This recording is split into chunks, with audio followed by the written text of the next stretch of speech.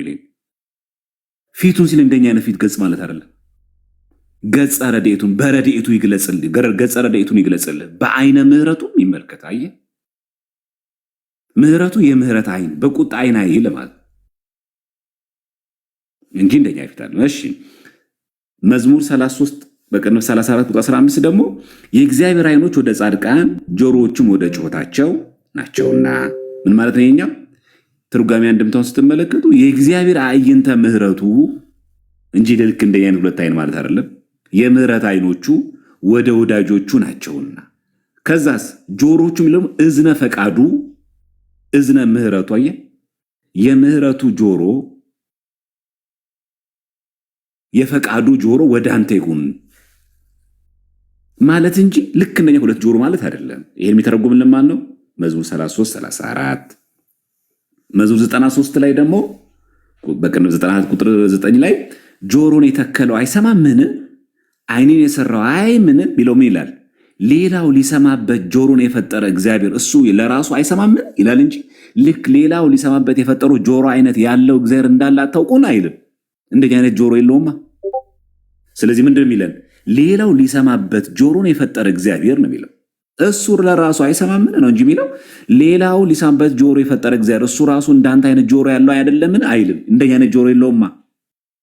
ይቀጥልና አይንን የሰራው አይምን የሚለው እዛው መዝሙር 93 በቅንፍ 94 ቁጥር 9 ላይ ያለው ሌላው ሊያይበት አይን የፈጠረ እግዚአብሔር እሱ ራሱ አይምን። አሁን የኛ አይን ያያል፣ ማየት ብቻ ነው አይን ስር እንትኑ እንጂ አይኔ ባይ ጆሮዬ አይን መተካት አይችልም። እግዚአብሔር እንደዛ አይደለም። አይን ባይ ብቻ ነው የሚያየው። ይሄ ጆሮ ልክ እንደ ሰው ማለት ነው። ጆሮ መስማት ብቻ ነው፣ ማየት አትችልም፣ መራመድ አትችልም በጆሮ ብሎ እግዚአብሔር እንደዛ ይባልለት።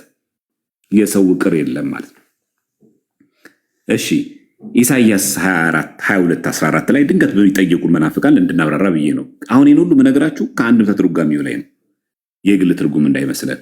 ኢሳይያስ 22 14 ላይ ይህም ነገር በሰራዊት ጌታ በእግዚአብሔር ጆሮ ተሰማ ይላል። በማን ጆሮ? በእግዚአብሔር ጆሮ ተሰማ።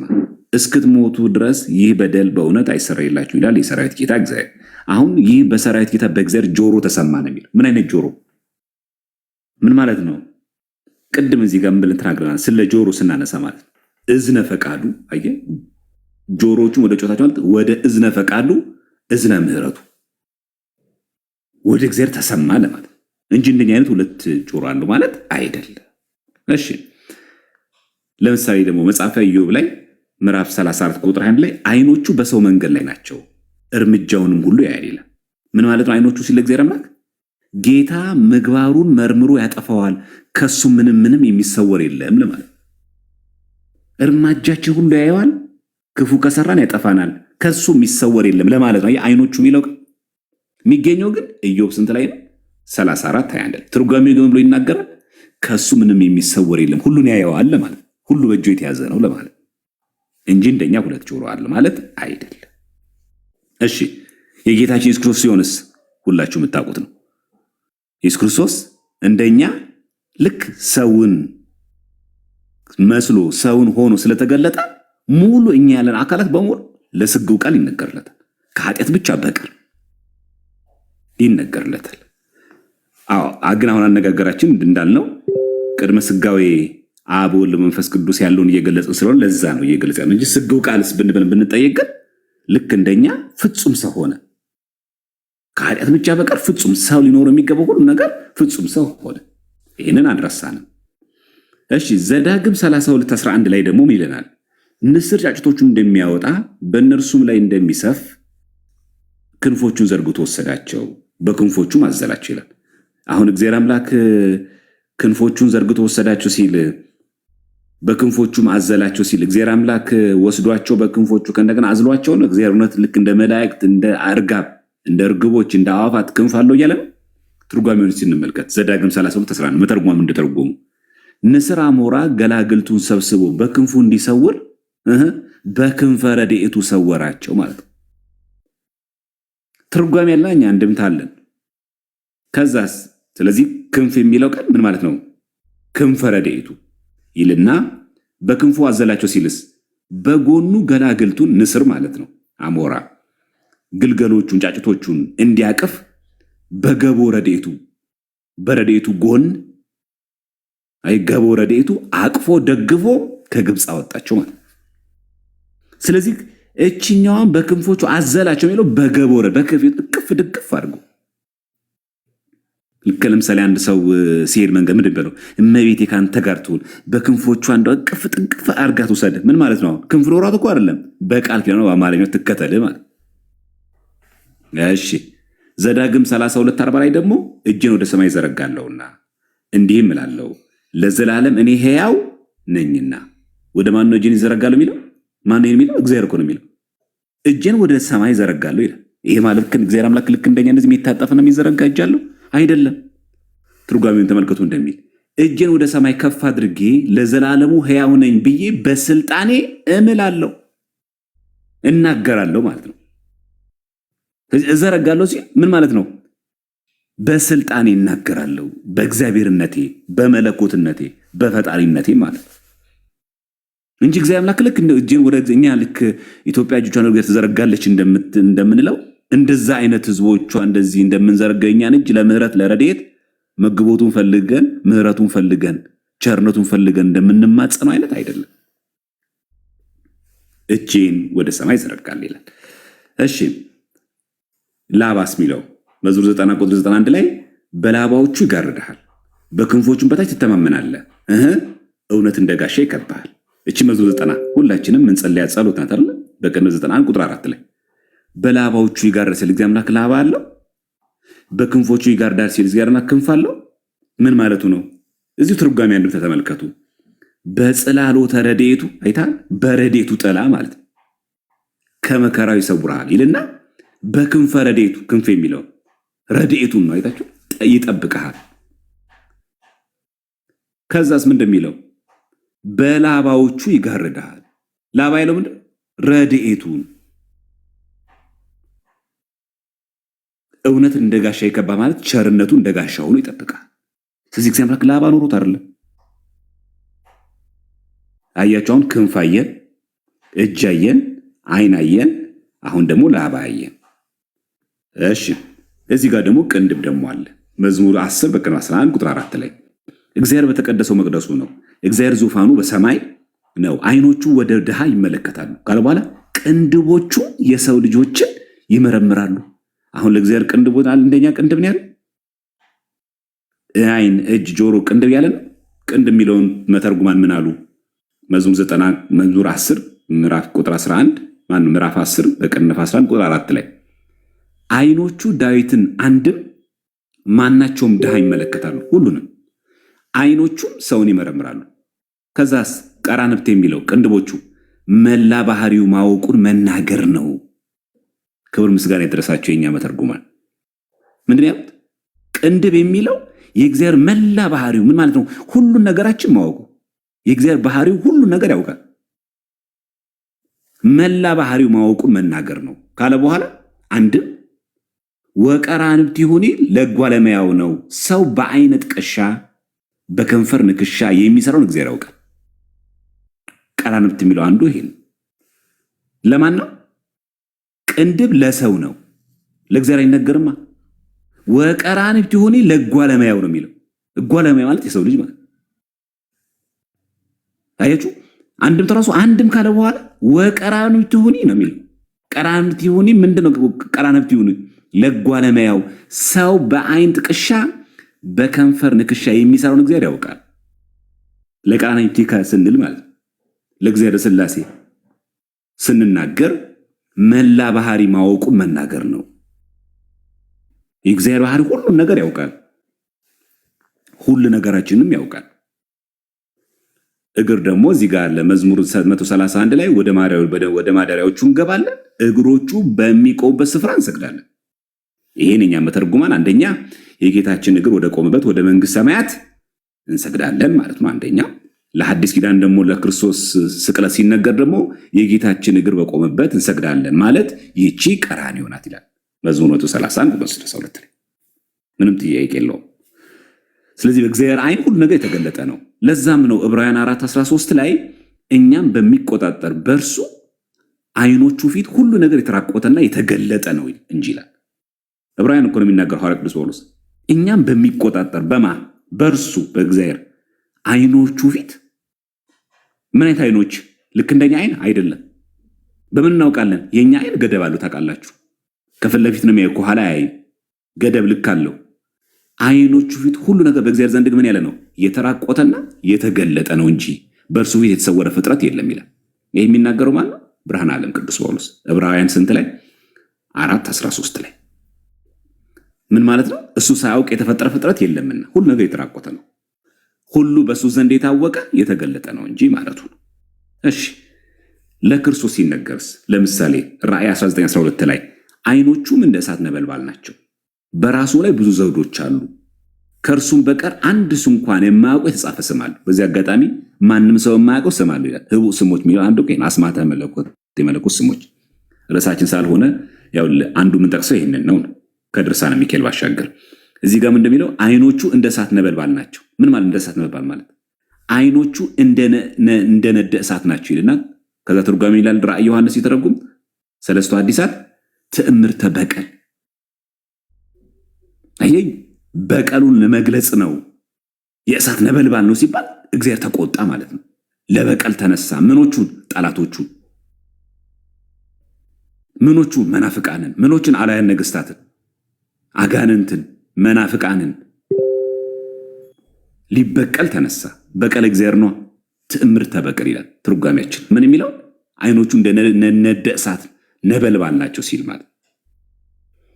እሺ በጣም በብዙ እዚህ ጋር ደግሞ በጣም የሚገርመው ደግሞ ራእይ 1:4 ላይ ትርጓሜን ስትመለከቱ ራሱና የራሱ ጠጉር እንደ ነጭ የበግ ጠጉር ነበር፣ እንደ ነጭ የበግ ጠጉር እንደ በረዶም ነጭ ነበሩ ይልና አይኖቹም እንደ እሳት ነበልባል ነበሩ፣ እግሮቹ በእቶን የነጠረ የጋለ ናስ ይመስሉ ነበረ፣ ድምፁም እንደ ብዙ ውሃዎች ድምፅ ነበር ይላል።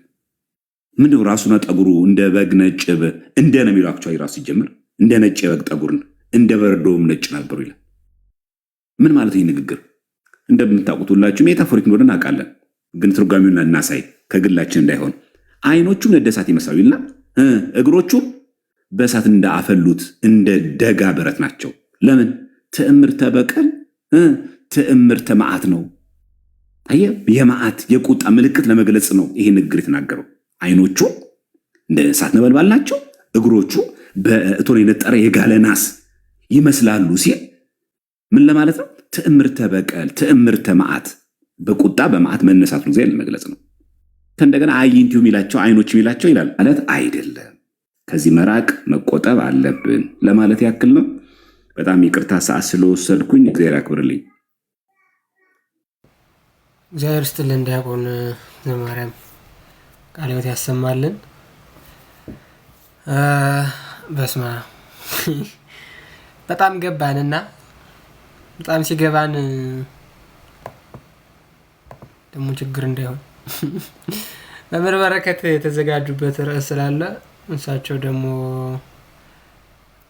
ያሳዩናል፣ ይነግሩናል። እንደ እግዚአብሔር ፈቃድ የሚመቻቸው ከሆነ መምህር በረከት አሉ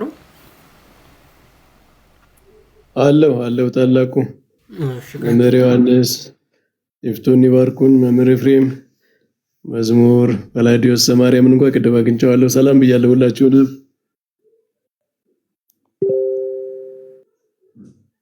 ወደ ባርክ ዛሬሽ ካብለናል።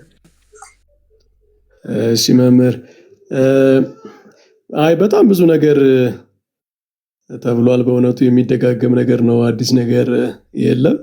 እኔ እንደው ትንሽ 3 ነጥቦች ላይ ሪፍሌክት አደርጋለሁ እንዳልደጋግም ማለት ነው። በመጀመሪያ እኔ በቤተ ክርስቲያን መምህራን መካከል በዚህ ጉዳይ ልዩነት አለ የሚለው የሚያስኬድ ንግግር አይመስለኝም።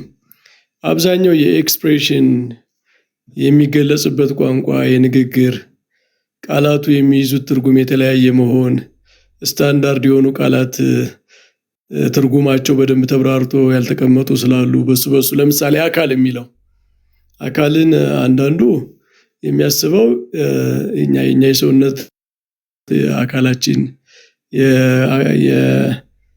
የህዋሳቶቻችን ስብስብ አድርጎ ይሄ ኮርፖሪያል በሆነ መንገድ ሊያስበው ይችላል።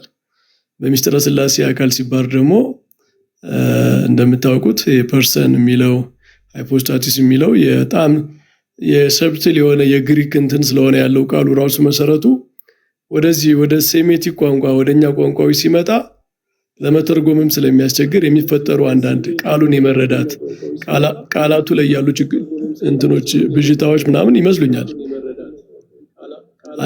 አንዱ እሱ ነው። ይሄ ክሩድ የሆኑ ኤክስፕሬሽኖች አሉ በደንብ መብራራት ያለባቸው። እኔ ጋር ኢኮ አለ። ማን ነው? እሺ። ስለዚህ በአብዛኛው ያገላለጽ የምንገልጽበት መንገድ ምናምን ነው። ይሄ ማለት የተበላሹ ንግግሮች አልነበሩም ማለት አይደለም። እነዚህ ጾታ ምናምን የመሳሰሉ ነገሮች በፍጹም ምንም የማያስኬዱ ነገሮች ናቸው። ከዚያ ውጭ ግን አካል እንደዚህ ሲባል መጀመሪያ ቃሉ በደንብ ተተርጉሞ ተብራርቶ መጀመር አለበት። ለተለያየ ትርጉም አንዳንዴ አሁን አካል ስንል ሰው በቀላሉ የሚመጣው ይሄ የሚታየው ቅርጽ ያለው የኛ የሰውነት አካላችን ነው። ለእግዚአብሔር ግን እንደዛ ልንናገር አንችልም። ምክንያቱም ቅርጽ ለእግዚአብሔር ከሰጠን ገደብ ነው ማለት ነው። የሰው ልጅ እኮ ቅርጽ የሚኖረው የሚይዘውን ቦታ ከማይዘው ለመለየት ነው።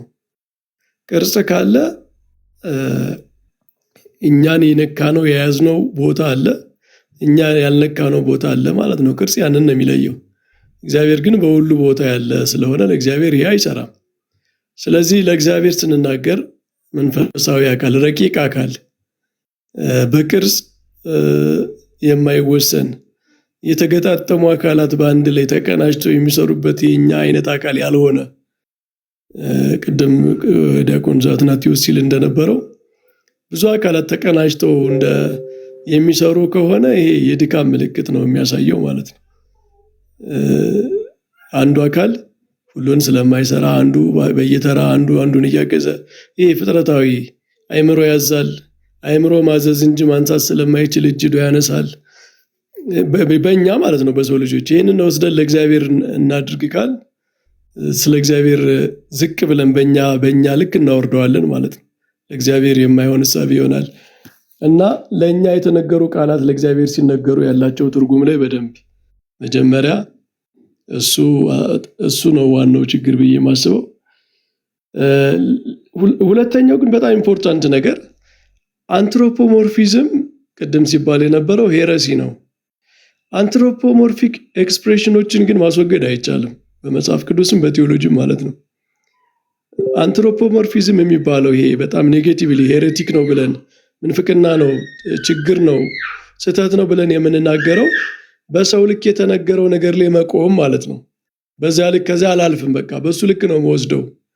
የሰው የተነገረው ውስንነት ካለበት ለእግዚአብሔርም በሱ ልክ ነው የምናገረው እያለ አንድ ሰው ይሄ አፖፋቲክ በሆነ መንገድ ሳይሆን ወደ እግዚአብሔር ሲሄድ ሊወገድ የሚገባውን ድካም ሳይገልጽ ዝም ብሎ በሰው ልክ ሲናገረው ሄረሲ ይሆናል። ከዚያ ውጭ ግን አንትሮፖሞርፊክ የሆኑ ኤክስፕሬሽኖች ግዴታ ናቸው በመጽሐፍ ቅዱስ። እነሱን ማስወገድ አይቻልም። እነሱን ከመጽሐፍ ቅዱስ ማስወገድ ማለት መጽሐፍ ቅዱስ የተጠረዘበትን መጠረዣውን መንቀል ማለት ነው። ምክንያቱም ቋንቋ ራሱ አንትሮፖሞርፊክ ነው እንደምታውቁት። ንግግራችን ራሱ ምስላዊ ነው። እግዚአብሔር ስለ ራሱ የተናገረበት መንገድ ራሱ ለሱ የሚመጥነው ሆኖ አይደለም። ቋንቋ ለእግዚአብሔር መጥኖ አይደለም። ለእግዚአብሔር የሚመጥን ቋንቋ፣ ለእግዚአብሔር የሚመጥን ነገር እኮ የለም። አንትሮፖሞርፊዝም በአካል በምናምን ብቻ ሳይሆን በቋንቋ ራሱ ነው። ቋንቋው ሲነገር ራሱ ለምሳሌ ስሜት፣ ተቆጣ፣ እንደዚህ ለእግዚአብሔር የእኛን ውስጣዊ ስሜት የሚገልጹ ቃላት ቁጣ እንኳን ቁጣው ፍቅሩ ራሱ የእግዚአብሔር እንደኛ አይደለም፣ በጣም ከኛ ከፍ ያለ ነው ማለት እኛ ልንረዳው ከምንችለው በላይ ከፍ ያለ። መስቀሉን ሙሉ በሙሉ ሰዎች ሊረዱት የማይችሉት እኮ የእግዚአብሔርን ፍቅር ራሱ ኮምፕሬንድ ማድረግ ከባድ ነው ለሰው አይምሮ ማለት ነው። ስለዚህ በእነዚህ ሁሉ ነገሮች አንትሮፖሞርፊክ የሆኑ ሰዋዊ ንግግሮች አሉ። አንድ ሰው እነሱን ላስወግድ ቢል መጽሐፍ ቅዱስን በአጠቃላይ መልእክቱን ያበላሻል ማለት ነው። ስለዚህ ግዴታ ናቸው። እግዚአብሔር ግዴታ ስለሆነ ነው የተጠቀመባቸው። ሰውን ባህሪያችን እንደ አምሳላችን እንፍጠር ሲል እግዚአብሔር በሰው መልክ እንዲነገርለት ፈቅዷል። አንድ ሰው ተነስቶ ያን እንዲኮንስትራክት ሊያደርግ አይችልም። ፈጽሞ እግዚአብሔርን እንደ ሰው እንዳታስብ ሊላ አይችልም። ተነስቶ ሊልህ የሚችለው ከዛ ከፍ በል እነዚህ አንትሮፖሞርፊክ ከሆኑ ንግግሮች ከፍ ብለህ አስብ፣ ለእግዚአብሔር በሚሆን መንገድ ከፍ ብለህ አስብ ነው እንጂ መጽሐፍ ቅዱስ ላይ የተነገሩ ንግግሮች አሉ። በሁሉም ቦታ በሊቃውንት መጽሐፍትም የሚነገሩ አሉ። እነሱን አሁን አንድ ሰው በቃ ስለ እግዚአብሔር እኛ ጋር የተያያዘ ነገር ሲነገር ከዚህ ተነስቶ ደግሞ በጣም ጽንፍ ሂዶ ስህተት የሚመስሉት እንደ በመጽሐፍት ሁሉ በስህተት የተነገሩ የሚመስሉት ደግሞ ሊኖር ስለሚችል ማለት እንደዛ አይደለም። አንትሮፖሞርፊክ የሆኑ ንግግሮች ግዴታ ናቸው። ይሄ እንዲያውም ለእኛ አርጊመንት ነው ባይዘው ለእኛ ለክርስቲያኖች እግዚአብሔር ሰው መሆን የለበትም ብለው የሚከራከሩን ሰዎች አሉ አይደለ? እግዚአብሔር ለምን ሰው ይሆናል?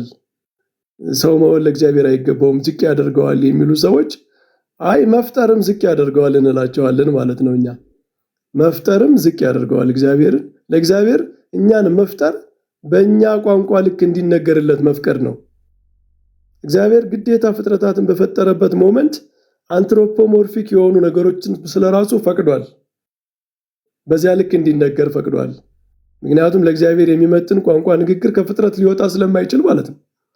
እግዚአብሔርን በሚመጥነው መንገድ ማመስገን፣ በሚመጥነው መንገድ መግለጽ የሚችል ማንም ስለሌለ እግዚአብሔር ሲፈጥረን ነው ትሕትናውን የጀመረው። ኢንካርኔሽኑ ስጋዊው ፍጻሜ ነው። ሲፈጥረን ያሳየው ትሕትና ነው። ሲያድነን ጎልቶ ተፈጽሞ ያየ ነው ማለት ነው። እና ይሄ ለእኛ እንዲሁም ለክርስቲያኖች አርጊውመንት ነው ማለት ነው። ስጋዊን የሚቃወም ሰው ምንም አይነት አንትሮፖሞርፊክ የሆነ ንግግር ስለ እግዚአብሔር መናገር የለበትም ማለት ነው። ስለ እግዚአብሔር ምንም አይነት አንትሮፖሞርፊክ የሆነ ንግግር ሳይናገር ደግሞ ስለ እግዚአብሔር ምንም ማወቅ አይችልም። አግኖስቲክ ሆኖ ነው ቁጭ የሚለው ማለት ነው። ስለ እግዚአብሔር ምንም የማይናገር ምንም የማይል ሰው ሆኖ ቁጭ ይላል ማለት ነው። አይቻልም፣ ኢምፖሲብል። ፍጡርና በፈጣሪ መካከል አንትሮፖሞርፊክ የሆኑ ነገሮችን ማስወገድ አይቻልም፣ የባህሪያችን ልዩነት ስላለ ማለት ነው።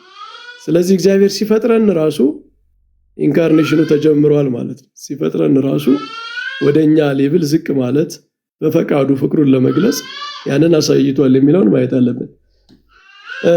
በመጨረሻ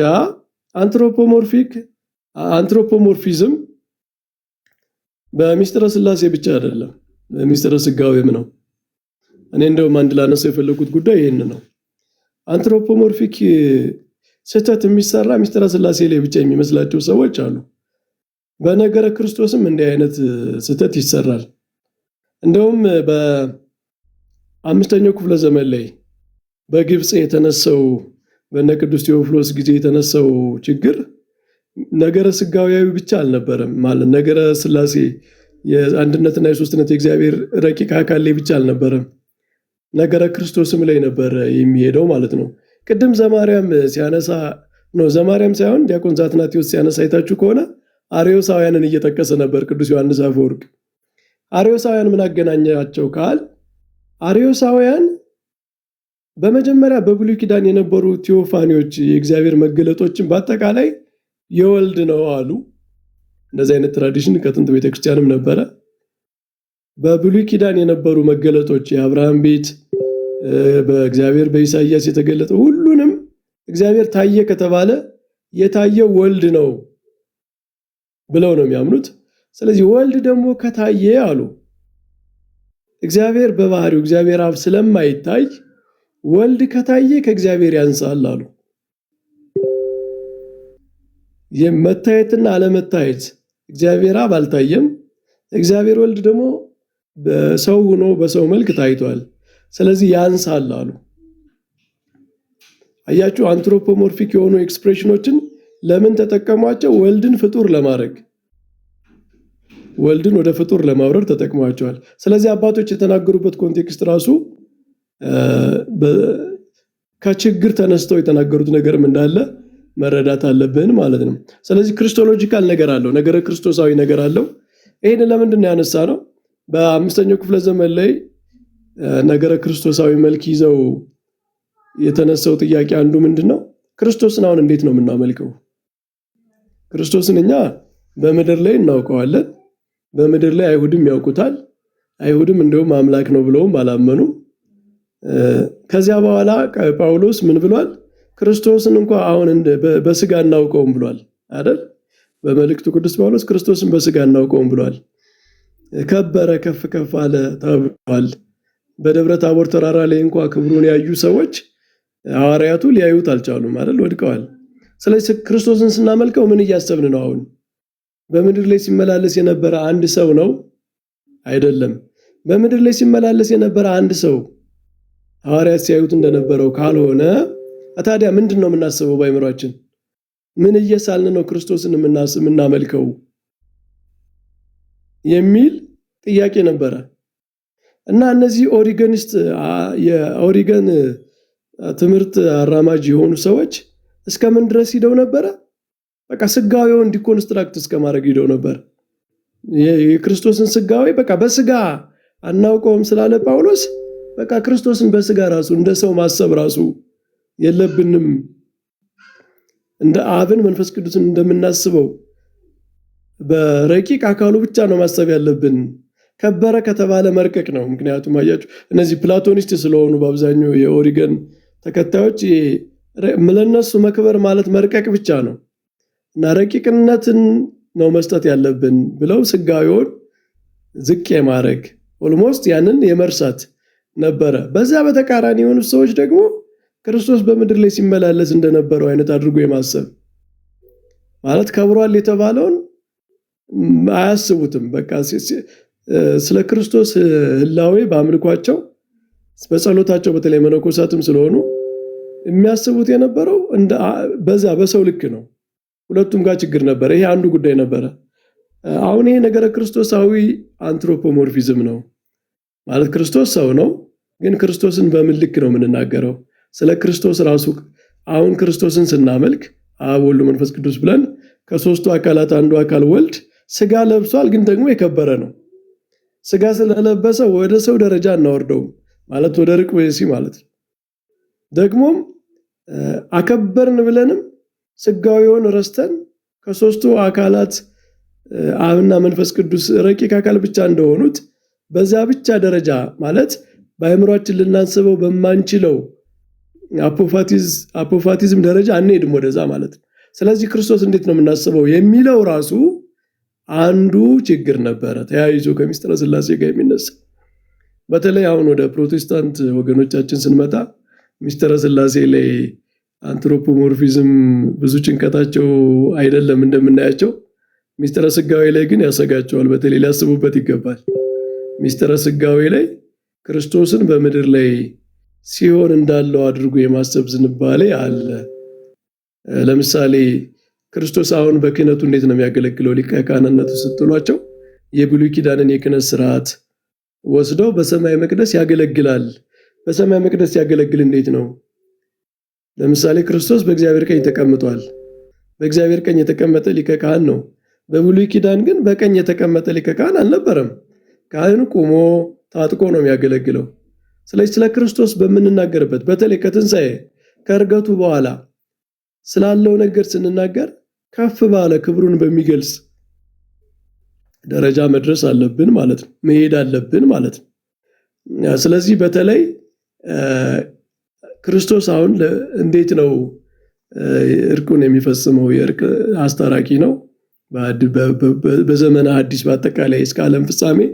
ይሄን በተመለከተ ክርስቶስን ወደ ቅዱሳን ደረጃ አውርዶ ማሰብ።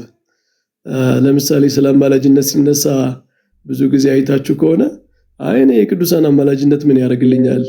ክርስቶስ ያማልድልኛል ይላሉ። ሳያውቁት ወደ ክርስቶስን ወደ ቅዱሳን ደረጃ እያወረዱት ነው ማለት ነው። ማለት ክርስቶስ ምን ያደርግልኛል ብሎ አንድ ሰው የቅዱሳን ምልጃ ምን ያደርግልኛል ብሎ መጥቶ ክርስቶስ ያማልደኛል ካለ የቅዱሳንን ምልጃና የክርስቶስን ክህነት አስታራቂነት መካከለኝነት በአንድ ካታጎሪ እያሰበ ነው ማለት ነው። ካታጎሪው ተዛብቶበታል፣ ወርዶበታል ማለት ነው። ምክንያቱም ቅዱስ ጳውሎስ ለምሳሌ አንደኛ ጢሞቴዎስ ምዕራፍ 2 ላይ አይደል ለምንድነው ምልጃ ይደረግ ለነገስታት ሁሉ ምልጃ ጸሎት አቅርቡ ካለ በኋላ በሰውና በእግዚአብሔር መካከል ያለ መካከለኛ አንድ ነው ይላል። ለቅዱስ ጳውሎስ አሁን ምልጃ አቅርቡ ጸሎት አቅርቡ ማለትና አንድ መካከለኛ አለን የሚለው አይጣላም። ምክንያቱም ቅዱስ ጳውሎስ የተለያየ ካታጎሪ ነው የሚያስበው። ስለ ክርስቶስ ሲናገር ማንም የማይካፈለው የሊቀ ካህንነት ስራ ነው። የአስታራቂነት በደሙ የሚሆን በባህሪው ነው። ሰውም አምላክ ስለሆነ ወደ ቅዱሳን ስናመጣ ግን የልመና ነው። እነሱ ለምነው ነው የሚያስደርጉ። ምንም ሞገስ ያላቸው ቢሆኑ ይሄን አድርግ ብለው ጠይቀው ነው የሚያስደርጉ። ስለዚህ ክርስቶስን አንድ ሰው ከቅዱሳን ጋር ማወዳደር እና የቅዱሳንንና የክርስቶስን ሚና ማጣረስ ከጀመረ ቅድም እንዳልኳችሁ በዛ ዘመን የተነሳው ክርስቶስ እንዴት ነው የምናስበው? አሁን ክርስቶስ እንዴት ነው የምናስበው? በእግዚአብሔር ቀኝ ከሚገባው በታች ካወረድ ነው የሥላሴን አካል አንትሮፖሞርፊክ በሆነ መንገድ ወደ ሰው እንዳወረዱት ሁሉ የክርስቶስን ክብርም እንደዚሁ ማውረድ አለ ማለት ነው። ስለዚህ በየቦታው አለ ማለት ነው። አንትሮፖሞርፊዝም ሁሉም ቦታ ላይ አለ፣ በሁሉም ሃይማኖቶች ውስጥ አለ። በሚገባ ለተጠቀመበት ሰው አስፈላጊ ነው፣ ቋንቋ ነው። ግን ሁሉም ጋር ግን ሰዎች በትክክል ካልተረዱት ወደ ስህተት የመሄድ እድልም አለው ማለት ነው። ደግሞም አንትሮፖሞርፊዝም በሚስጥረ ሥላሴ ብቻ አይደለም ያለ፣ በሁሉም የነገረ ድነት ክፍሎች ውስጥ ሁሉ አለ። ይሄንን ለማንሳት ነው። ታላቁ ይብቃኝ እዚህ ላይ እግዚአብሔር ይስጥልኝ። እሺ መምህሬ እግዚአብሔር ይስጥልን፣ ቃሉ ያሰማልን።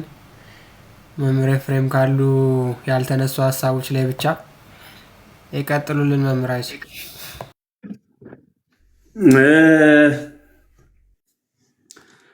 ጤና ይስጥልን ብያለሁ። ሁላችሁን በመላው ዓለም ያላችሁ እግዚአብሔር ቤተሰቦች፣ መምህራን፣ ሊቃውንት፣ ዲያቆናት ሁሉንም ሰላም ብያለሁ። ቃለ ሕይወት ያሰማልን፣ ክብረ ሊቃውንትን አስበ መምህራንን ይድልልን ብያለሁ። ያልተነሳ ሀሳብ እንኳን በስፋት የለም። ምናልባት ግን የመሰለኝን ሳልረዳ ቀርቼ ከሆነ እንድታስረዱኝ ይፈልጋለሁ። እግዚአብሔር አካል የለውም የሚል አካል ግን ተነስቷል ወይ ማለት እኔ አሁን የሰማው አባ ገብረ ማርያምም ሲሉት የነበረው ዘልደታ የጎንደሩ ከሳቸው የሰማሁት እግዚአብሔር ጾታ አለው፣ ከአካልም አሳድገው የአካል ክፍል የሆነ ጾታም አለው ሚል ቃል ነው የሰማውና እግዚአብሔር አካል የለውም ብሎ የሚናገር ሰው አለ ወይ የሚለው አንዱ ትልቅ ጥያቄ ስለሆነብኝ ነው። ኦርቶዶክሳዊ ሆኖ እግዚአብሔር አካል የለውም የሚል ሰው ምንን መሰረት አድርጎ ነው? መጻሕፍት በጠቅላላ የሚነግሩን ታላቁ ሊቅ ቅዱስ ጎርጎርዮስ ነባቤ መለኮት ወለእለ አሃዱ እምአካላት ፍጹም በገጹ ወበመልክዑ ለአብ ለወልድ ለመንፈስ ቅዱስ ለየራሳቸው ፍጹም የሆነ ፍጹማን አካላት ያላቸው መሆናቸውን ይናገራል።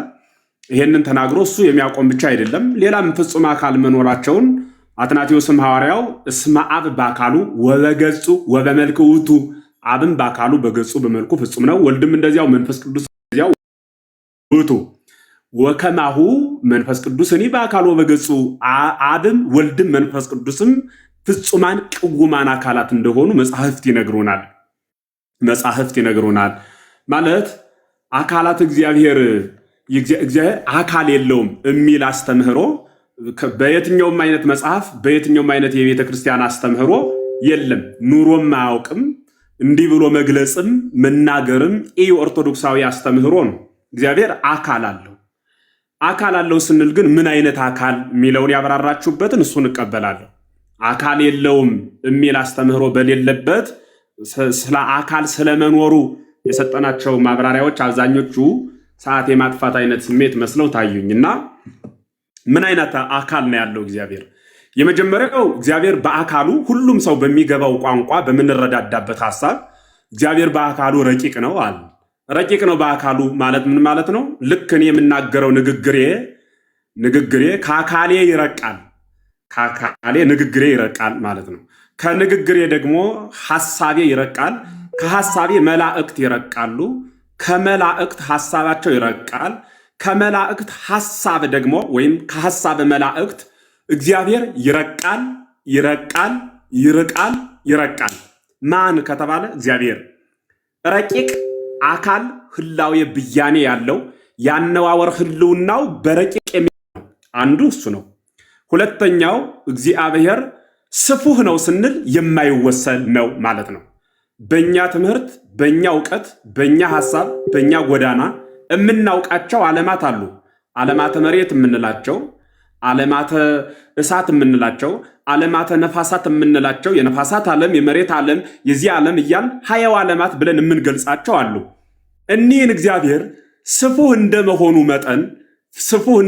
መጠን ረቂቅ እግዚአብሔር ስለሆነ በረቂቅነት ህልውናው ስፉህ ነው ያልነው እግዚአብሔር ዓለምን በጠቅላላ እንደ ጽናህ ነው ቢሉ አንጠልጥሎ፣ እንደ ወረቀት ነው ቢሉ አንከብሎ፣ እንደ ወርቅ ነው ቢሉ አንከብሎ ዓለምን እግዚአብሔር በእጁና በእጁ መዳፍ ይዟል ማለት ነው። ይህ ማለት በእጁ በመዳፉ የሚኖር ከሆነ ላይ ታይት ተብሎ የሚነገርለት የለውም ማለት እግዚአብሔርን የሚያካብበው በዚህ አካባቢ አድማሱ፣ በዚህ አካባቢ የማኑ፣ በዚህ አካባቢ ቀኙ፣ በዚህ አካባቢ ግራው ተብሎ አይነገርለትም። ለፍጡር ቀኝ ግራው እያልን የምንናገርለት ከቀኙ ቀጥሎ ሌላ አድማስ ወይም የሚገድበው የሚያካልለው ስላለ ነው። ልክ ለእግዚአብሔር በምንናገርበት ጊዜ ግን ከዚህ ቀጥሎ ተብሎ የሚነገርለት አምላክ አይደለም። ለምን ቢባል ከዚህ ቀጥሎ የሚባል የለውም ነው። ከሌለው ምሉእ በኩሉ ነው። እርሱ ማን ነው ከተባለ እግዚአብሔር ስፉህ ነው። ስፉህ የሆነ አካል አለው ነው። አካሉ ሲባል ግን ሕዋሳቱ መደብ አላቸው ወይ ነው ትልቁ ጥያቄ። እሱ ላይ ነው ትኩረት ስምረት እንዲደረግበት የምፈልገው። አካሉ መደብ አላቸው ወይ ማለት እኔ እናንተ ጋር ማወራ የተናገራችሁትን በጆሮዬ ሰምቼ ነው። ጆሮአቸው መስማት የተሳናቸው ወንድሞች አስተያየት መስጠት አይችሉም። ለምን ካላችሁኝ እንኳን አስተያየት ሊሰጡ ምን እንደምንልም ከኛ አይሰሙም። ግን ሌላው አካል እኮ ምሉ ነው። አይናቸው ያያል፣ እግራቸው ይራመዳል፣ እጃቸው ይዳስሳል። እንዲያ ስለሆነ ግን ሌላው አካል ስለሰራ ጆሮአቸው ብቻውን ስራ ቢያቆም የመስማት አገልግሎት ይቆማል። ሰው የሚሰማው በጆሮ ነው፣ የሚያየውም ባይኑ ነው። አካሉ የስራ ክፍል የኖረው ነው። አካላተ እግዚአብሔርን ስንጠቅስ ግን እንደ ሰው የተድቦለቦለ ወይ የሆነ አይን የሰፋ የሚሆን ሰፊ በሜትር የሚለካ የሚሆን እንደዚያ የተድቦለቦለ አካል ያለው መስማት የሚችለው በጆሮ ብቻ፣ ማየት የሚችለው በአይኑ ብቻ አይደለም። ልብ በሉ። ንግበር ሰብአ በአርአያነ ወበአምሳሊነ አለ እግዚአብሔር። ሰውን እንደ አርአያችን እንደ ምሳሌያችን እንፍጠር ብሎ የተናገረበትን ክፍል ይዘው የእግዚአብሔር መልኩ የእግዚአብሔር ይሄ ምንድን ነው የሚባለው? ገልጹ የሰውን ገልጹን ይመስላል ብለው ጥሬ ዘር ሸምደው የሚጓዙ አንዳንድ ወንድሞች ሲናገሩ እንሰማለን። ምን ለማለት የተፈለገ ቃል ነው? ቃሉን የተናገረው ራሱ ባለቤቱ እግዚአብሔር ነው። ክታቡን የጻፈልን ሊቀ ነቢያት ሙሴ ነው። እኒህን አባቶቻችን ምን ብለው ነው የተረጎሙት? ሰው እንደ አርአያችን እንደ ምሳሌያችን እንፍጠር ማለት ባለፍም ተናግሬ ነበር በሌላ አውድ፣ ዛሬም ልጨምረው። ሰው በሶስት አይነት ጎዳና የተፈጠረ ፍጥረት ነው። አንዱ የሰው ልጅ የተፈጥሮ ጎዳናው ምንድን ነው ከተባለ አባት ሳይኖረው አባት ሆኖ መገኘት ነው። አርአያችን ምሳሌያችን የተባለ አብ ወልድ መንፈስ ቅዱስን የሚወክል ንግግር ነው ብላ ቤተክርስቲያን ታምናለች። ስለሆነም አባት ሳይኖረው አባት አድርጎ ነው የፈጠረው ማንን? አዳምን። ለአዳም አባት የለውም። አዳም ግን ለእኛ ለእናንተ ለሁላችን አባት ነው ማለት ነው። አባት የሌለው ለሁሉ አባት ሆኖ የተገኘ አብን የሚወክል ነው ማለት ነው። እንደገና ደግሞ ወልድ ዋሂድ ኢየሱስ ክርስቶስ እርሱ ደግሞ ወልድ በተባለ ባህሪው የአዳምን ልጅ ሴትን ወይም አቤልን መስሎ የተገኘ ነው ብለን እንናገርለታል። ምሳሌው ዘያጽጽ ነው። አቤል የተገኘ በተራክቦ ነው። እርሱ ግን በእንደዚህ የተገኘ ብለን አናምንም። ንግግር ነው። የአቤል ልደት ማለት ነው። በመውጣት ከአዳም ጎን ምገቡ አዳም ከአዳም ጎን የተገኘች ናት። ልክ ለሔዋን ይህን ስናድል ለመንፈስ ቅዱስ ደግሞ መንፈስ ቅዱስን መስላ የተፈጠረች ናት። መንፈስ ቅዱስ ከአብ የሰረጸ እንጂ የተወለደ ስለማይባል አርአያ አምሳል የሚለው ሰው ያን ወክሎ የተገኘ ፍጥረት መሆኑን ማንሳት ነው። አንዱ እሱ ነው። ሁለተኛው ሰው የሚባለው ፍጥረት ኔትወርክ ደህና ነው ታላቁ? እኔ ጋር ቀይ ነው የሚያበራው። ብቻዬን እያወራው እንዳይሆን። ይሰማል አለው። ይሰማል። ትንሽ ሊዘገይ ይችላል እንጂ ይሰማል። መልካም። ስለዚህ ባጭሩ ምን እያልሁ ነው እኔ? ሌላው ይሄ አርአያ አምሳል የሚለው ለሰው ልጅ ሲነገር ምን ማለት ነው ሲባል አንደኛው ዘውድ ሆኖ ስለተፈጠረ ነው። በዕለተ ዓርብ ለፍጥረታት 22ኛ ለዕለተ ዓርብ 4ኛ ሆኖ የተፈጠረ ፍጥረት በመሆኑ ነው። ሰው እንዲያሆኑ የተፈጠረ ፍጥረት በመሆኑ ምክንያት አንድ በሁለተኛ ደረጃ ለፍጥረታት ሁሉ ገዢ ሆኖ እግዚአብሔር በባህሪ የሚገዛውን ቅድም ሲነገር እንደነበረው በጸጋ የሚገዛ ሆኖ ስለተፈጠረ ለዚህ የተነገረለት ነው ማለት ነው። ለዚህ የተነገረለት ነው። አካላት እግዚአብሔር የሚባሉት ሲዘረዘሩ በዚያ ልክ የሚገለጽ ነው ማለት ነው። እንዲህ ካል እግዚአብሔር ጾታ አለው ወይ?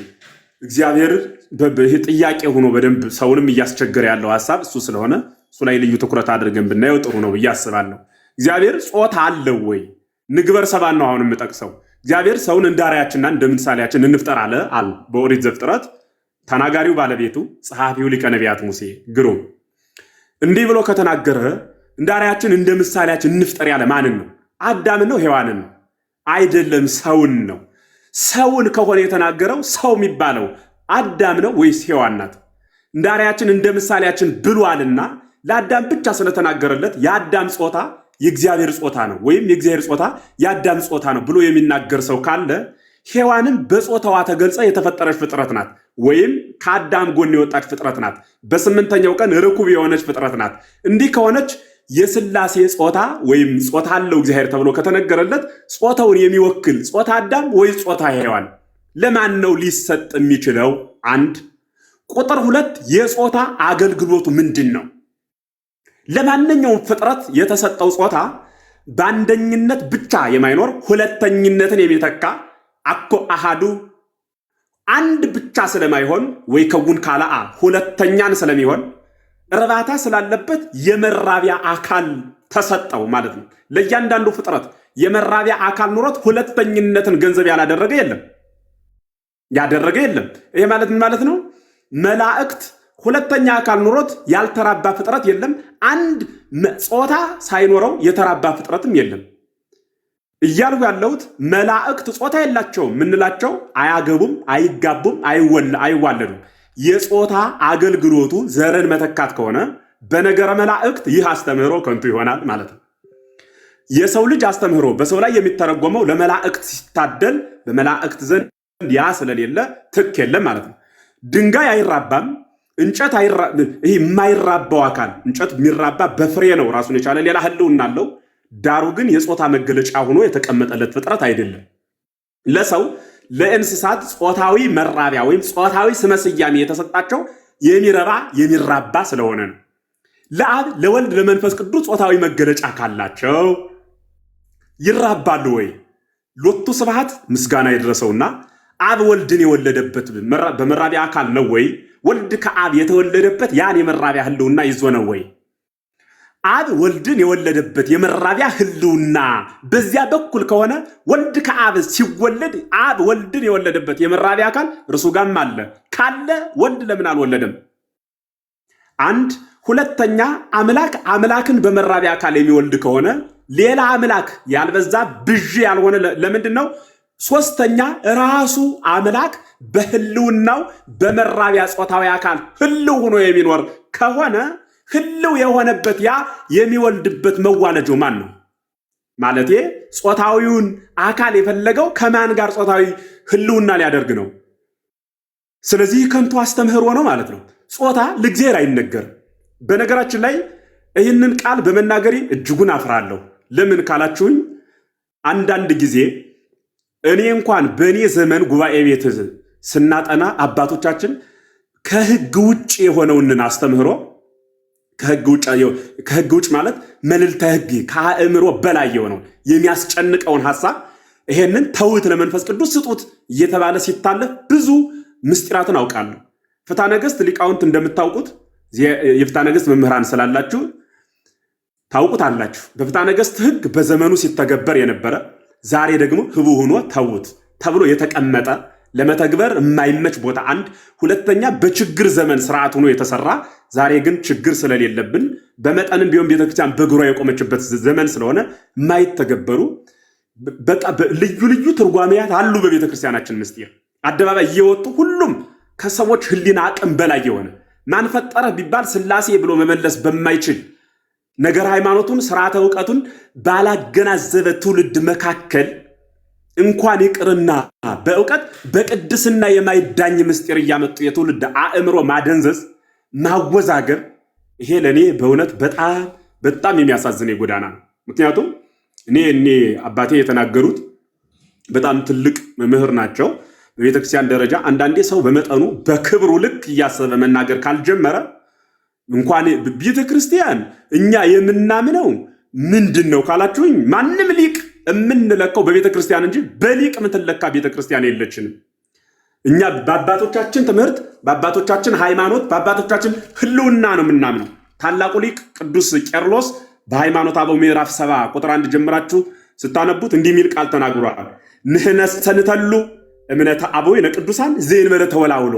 እኛ ግን ማንም ሊቅ፣ ማንም አዋቂ፣ ማንም ድንቅ ቢባል፣ ማንም ተርጓሚ፣ ማንም አመስጣሪ ቢባል የምናምነው የምንከተለው የጸናች የቀናች የአባቶቻችን ሃይማኖት ነው ይላል። የምናምነው የምንከተለው የጸናች የቀናች የአባቶቻችን ሃይማኖት ነው፣ ሌላ አይደለም። ወነአምን ከመ ወልድ ዋሂድ ዘተወልደ እምአብ፣ ከአብ የተወለደ በማይመረመር በማይነገር ምስጢር በተወለደ በአብ እናምናለን። የምናምነው ግን ማን በነገረን ነው አለ? አባቶቻችን በነገሩን በዚያ እናምናለን። ነሳ ስጋ ወኮነ ሰብአ፣ ስጋን ነሳ ሰውን ሆነ ተብሎ የወንድነት ግብር በራሱ ለወልድ ተቀጽሎ የተነገረለት በስጋ ተገልጾ ስናየው ነው። ከዚያ በፊት በወንድ ግብር አይገለጽም ወይ? ይነገራል። እና መጽሐፍ ምንን ይቻል? መሸከም አይችልም። መሸከም አይችልም ማለት ምን ማለት ነው? የእግዚአብሔር ጾታዊ ንግግሩን በምን ይገለጽ?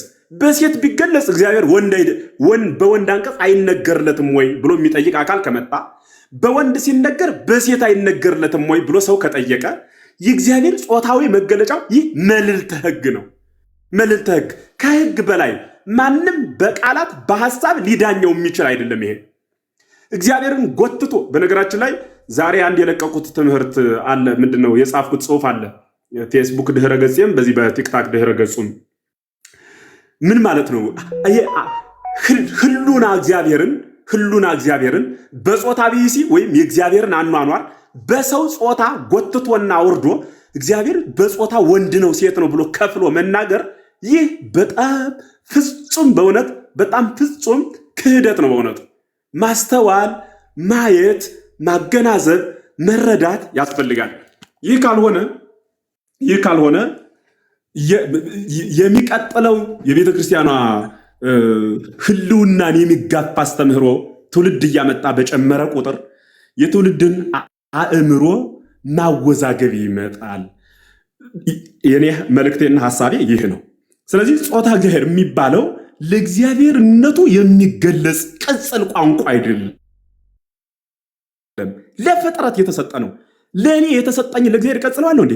የእኔን መራብ እግዚአብሔር ይራባል ብዬ የእኔን አለመስማት ወይ መስማት እግዚአብሔር እንዲሆናል ብሎ በዚህ ሐሳብ ልክ እግዚአብሔር የሚገለጽና የሚነገርለት አይደለም። ስለዚህ ባጭሩ ለመምህራኑ ይህ ድምፅ ለሚሰማችሁ ለሁሉም ሰው አንደኛ ገና ያላደገ ምእመን ነው ያለን። ሕፃን የወለደች እናት ስለ ጡጦ ከጎረቤት ትማራለች እንጂ ስለ አጥንት አይደለም። ከጎረቤት አጥንት ለሕፃናት እንዴት ተቀቅሎ ይሰጣል ብላ አታጠናም። እኛም እንዴት ነው ይህን ምእመን ማሳደግ ማስተማር ያለብን? በአቅሙ ልክ እንዴት ነው ወንጌል መግለጽ ያለብን እንጂ መድረክ ላይ ወጠን ለሆነ አንድ መምህር ብቻ ግብረ መልስ ለመስጠት የሆነ የእኛን ሐሳብ ብቻ ለማንጸባረቅ ምናመጣቸው አጀንዳዎች ፍጹም ከባዶች ናቸው። እንዲያ ከሆነ እናንተ ለምን ትነግሩናላችሁ ካላችሁኝ፣ ከተበላሸማ የተበላሸውን ለማቃናት ለምን ብለን ሐሳብ እንሰጣለን። የሌለ ትምህርት ስለሆነ ሂዳችሁ ለምን አትመካከሩም? መቼ አማከሩን? ሲናገሩት ካላማከሩን ስንናገረው አናማከራቸውም። አደባባይ ከተናገሩት አደባባይ ትምህርቱ ልክ አለመሆኑን እንገልጻለን። ይህ እኮ ሃይማኖት ነው። በነገራችን ላይ ታሪክ ቢሆን ታሪክና ወጥ እንደ ቤቱ ነው ይባላል፣ እንተው ነበረ። ይህ ምንድን ነውና ካላችሁ ሃይማኖት ነው። ሃይማኖት ማለት ደግሞ የምናምንበት ማለት ነው። በምናምንበት የምናምንበትን በሚያምነው ሕዝብ ፊት እንገልጻለን። ሐሳቡ ያህ ነው የቤተ ክርስቲያኑ አስተምህሮ። ስለዚህ ለእግዚአብሔር ጾታ የተናገረለት እግዚአብሔር በጾታ ወንድ ነው ብሎ የተናገረለት አንድም የለም እና መጽሐፍ ቅዱስ እግዚአብሔር በወንድ ይጠራዋል እንጂ አዎ በዘመኑ ወንድና ሴትን በማይለይበት አንድ አድርጎ በሚጠራ ቋንቋ መጽሐፉ ስለተጻፈ፣ በሁለተኛ ደረጃ ምን የለየ ቋንቋ በራሱ ቢሆን ምን ተብሎ ይጻፍለታል? በእኛ በኢትዮጵያ ሴትና ወንድ ስለሚለይ እነ ቅዱስ ያሬድ አንተ አቡነ ወአንተምነ አንተ እናታችን ነህ አንተ አባታችን ነህ እያለ እናትም አባትም እያደረገ ይናገርለታል። ሐዋርያቱን እግራቸውን አጠባቸው ኮኖሙ አበ ወእመ እግረ አርዳይሁ ሐጸበ እናትም አባትም ሆናቸው የደቀ መዛሙርቱን እግር አጠበ እየተባለ ይነገርለታል። ስለዚህ ለእግዚአብሔር ጾታዊ መገለጫ መናገር የማይገባ አስተምህሮ ነው። ማንም አባት በየትኛውም ዘመን ይህንን ሐሳብ መዝግበውት ጽፈውት ተናግረውት የማያውቁት ምስጢር ስለሆነ ማለት ነው የምፈልገው። ከዚያ ውጭ ግን እንደ የመጨረሻ ሐሳብ መናገር የምፈልገው አካላት እግዚአብሔር በራሱ ምንድን ነው? አካላት እግዚአብሔር በራሱ ምንድን ነው? አገላለጹ እንዴት ነው የሚለውን በደንብ መረዳትና በአቅም በቅድስና እያደጉ የሚከድበትን በእውቀት ምዳኝህ ነኝ ብሎ በዘመን እየመጡ ሐሳብን መዘርጋት ይህ ትክክል ሊሆን አይችልም። እኛ ወያአርፍ ነጽሮተ ኩሉ ነባበያን እውቀት ሁሉ ሄዶ የሚያርፍበት አምላክ ነው እንጂ ያለን እውቀት ሁሉ ሄዶ የሚገደብበት አምላክ አይደለም ያለን። ምን ያላወቅነው ነገር አለና እንዲህ ከሆነ ዘርዝረን መርምረን እንዲህ ነህ ብለን ተችተን በራሳችን አቅም የምናስቀምጠው ከሆነ ምኑን ነው እግዚአብሔር የሆነው? የጾታን አገልግሎት በራሱ እኮ መረዳት ያስፈልጋል። እንኳን ጾታ የሌለው ፈጣሪ ጾታ የሌለው ፍጥረት እኮ አለ። ጾታ የሌለው ፍጥረት ቅድም እንደነገርኋችሁ ድንጋይ የሆነ እንጨት የሆነ ምናምን ብለን ጾታ የሌለው ፍጥረት እኮ አለ። የሚገርማችሁ ጾታ የሌለው ፍጥረት ባለበት ጾታ ያለው ፈጣሪ የምናደርግንን ብሎ እግዚአብሔር ጋር መንጠላጠል ይህ ፍጹም ነውር ነው። ስለዚህ ባጭሩ ምንድን ነው ማለት የፈለግኩት? የቤተክርስቲያናችን አስተምህሮ አባቶቻችን የነገሩን የማይመረመር የማይታወቅ። እኔ በእውነት አንድ ነገር ሁሌ የሚገርመኝ እግዚአብሔር ስለይታወቅነቱ ሰው ያቅሙን ይደክማል። የማይመረመር ስለመሆኑ ግን መቼ ነው የምንናገረው? የማይመረመር ነው፣ የማይታወቅ ነው፣ ያዘጋጀን እንጂ የማናዘጋጀው፣ ያወቀን እንጂ የማናውቀው፣ የሚጠብቀን እንጂ የማንጠብቀው፣ የሚያብራራን እንጂ የማናብራራው፣ መልዕልተ ዳሩ ግን የምናምነው እርሱ እግዚአብሔር ይባላል። ሰው አንዳንዴ የሚታመነውን በስንፍናው የሚታመነውን በፍልስፍናው ለመዳኘት ይጥራል። የሚታመነውን አግኝታችሁኛል? ልብ በሉ። የሚታመነውን በፍልስፍናው ለመዳኘት ይጥራል። ይህ ጾታ እግዚአብሔር የሚባለው የሚታመን እንጂ የምንፈላሰፍበት አይደለም። አንዳንዱ ደግሞ የሚታወቀውን ያምናል። ዝም ብሎ አምኖ ዝም ማለት በስንፍናው ማወቅ እያለበት በእምነት ሸፍኖት ያልፋል። እኛ የሚታወቀውን በማወቅ የሚታመነውን በማመን ነው የምንኖረው። ስለዚህ እኛ እኮ የምንኖረው የሚገርማችሁ ልክ የእንቁላል አስኳሏ ውስጥ እንዳለች ህልውና እኮ ነው የኛ አኗኗር። በቃ እግዚአብሔር በእጁ ዓለምን ጨብጦታል። በዚህ ዓለም ውስጥ ደግሞ እኛ እንኖራለን፣ ከዚያ ውስጥ ደግሞ እኛ እንኖራለን።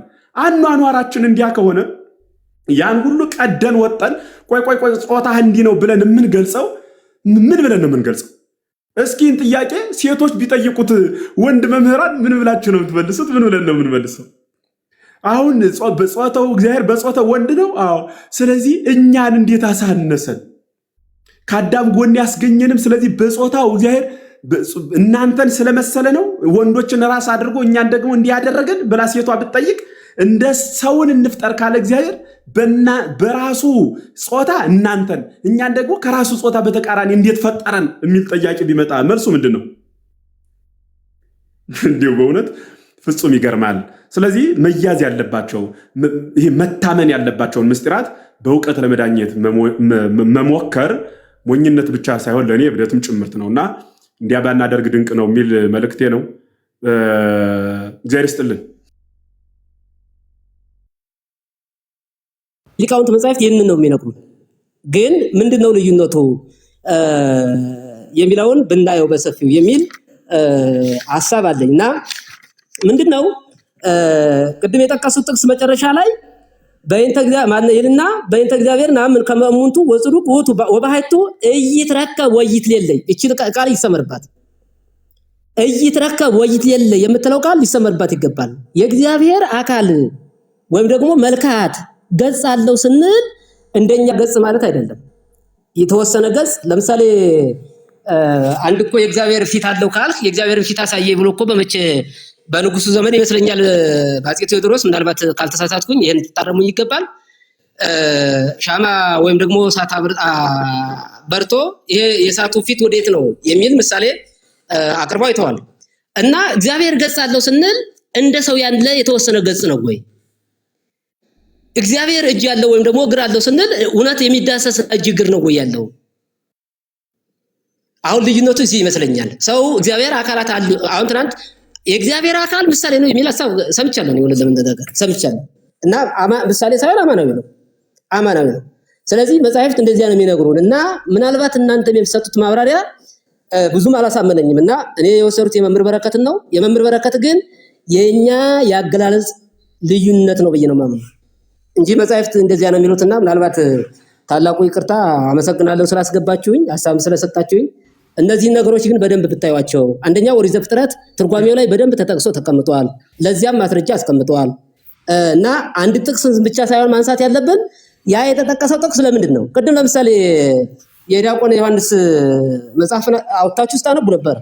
ያ ሐሳብ እኮ ትክክል ነው፣ ግን ያ ሐሳብ የተነሳው ለምንድን ነው ተብሎ ለምንድን እንደተነሳ እንትን ማለት አለበት። ከዚህ ጋር አይገናኝም። ያ ራሱን ችሎ የዮሐንስ አፈወርቅም የራሱን ችሎ የሚያብራራበት መንገድ አለ፣ ሌሎችም ራሳቸውን ችሎ የሚያብራሩበት አለ። አሁን ችግሩ የሚያውቀው ኦሪት ዘፍጥረት ላይ ለሰው ፍጹም መልክ እንዳለው ለሥላሴ ፍጹም መልክ አላቸውና ብሎ የተጠቀሰው ጥቅስ ለምንድን ነው? ጥቅሱ ለምንድን ነው ማስረጃ ይቀርበው የሚለውን እንዲዘረዘር የሚል ሐሳብ አለኝ እና በጣም ይቅርታ አመሰግናለሁ። ጨርሻለሁ። እሺ ጥሩ። አይ ምንድነው አሁን ከቀደም ጀምሮ ሲብራራ እንደነበረው የተዘለለ ታላቁ ዋለው ነኝ ሰማለው ነው ያለው። ይሰማለሁ። ይቅርታ እንዴ ልቅደምና መምህር ዮሐንስ እንደምን ሰነበቱ ብያለሁ። ቃለ ሕይወት ያሰማልን። ምንም አይነት እርሶ ካብራሩት ጋራ በጣም ሰፊ ተቃርኖ ወይም ደግሞ የተለየ አስተምህሮ የለም። ምናልባት አንዳንዴ በጣም ብዙ የሚመለከተን የሚያደምጠን ሰው እንደመኖሩ መጠን በሌላ በኩል እንደ ቀደሙት ዘመን መምህራን ትምህርት ብቻ አይደለም እያስተማርን ያለነው፣ ጽሑፍ ሁሉ ነው የምንጽፈው።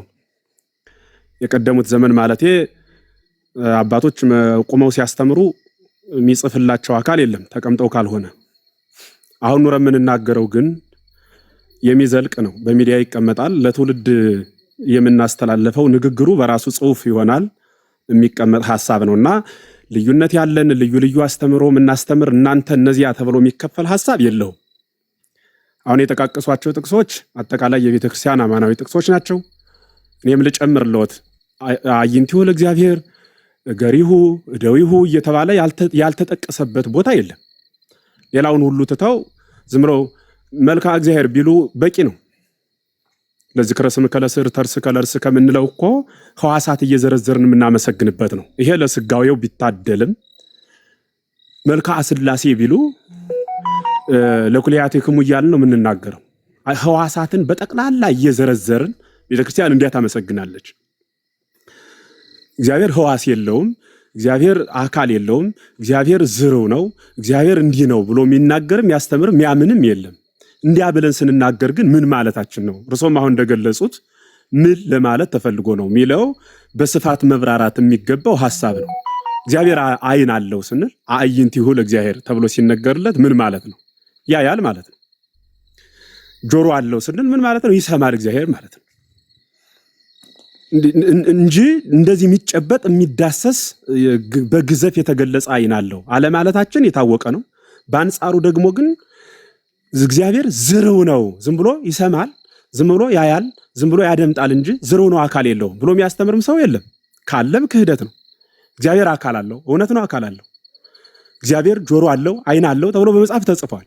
ያ ግን የተጻፈ ያ የተነገረ እኛ የማንመረምረው ታላቁ ሊቅ ቅዱስ ቴዎዶጦስ ዘእንቆራ በሃይማኖተ አበው ምዕራፍ 53 ባልሳሳት ምዕራፉን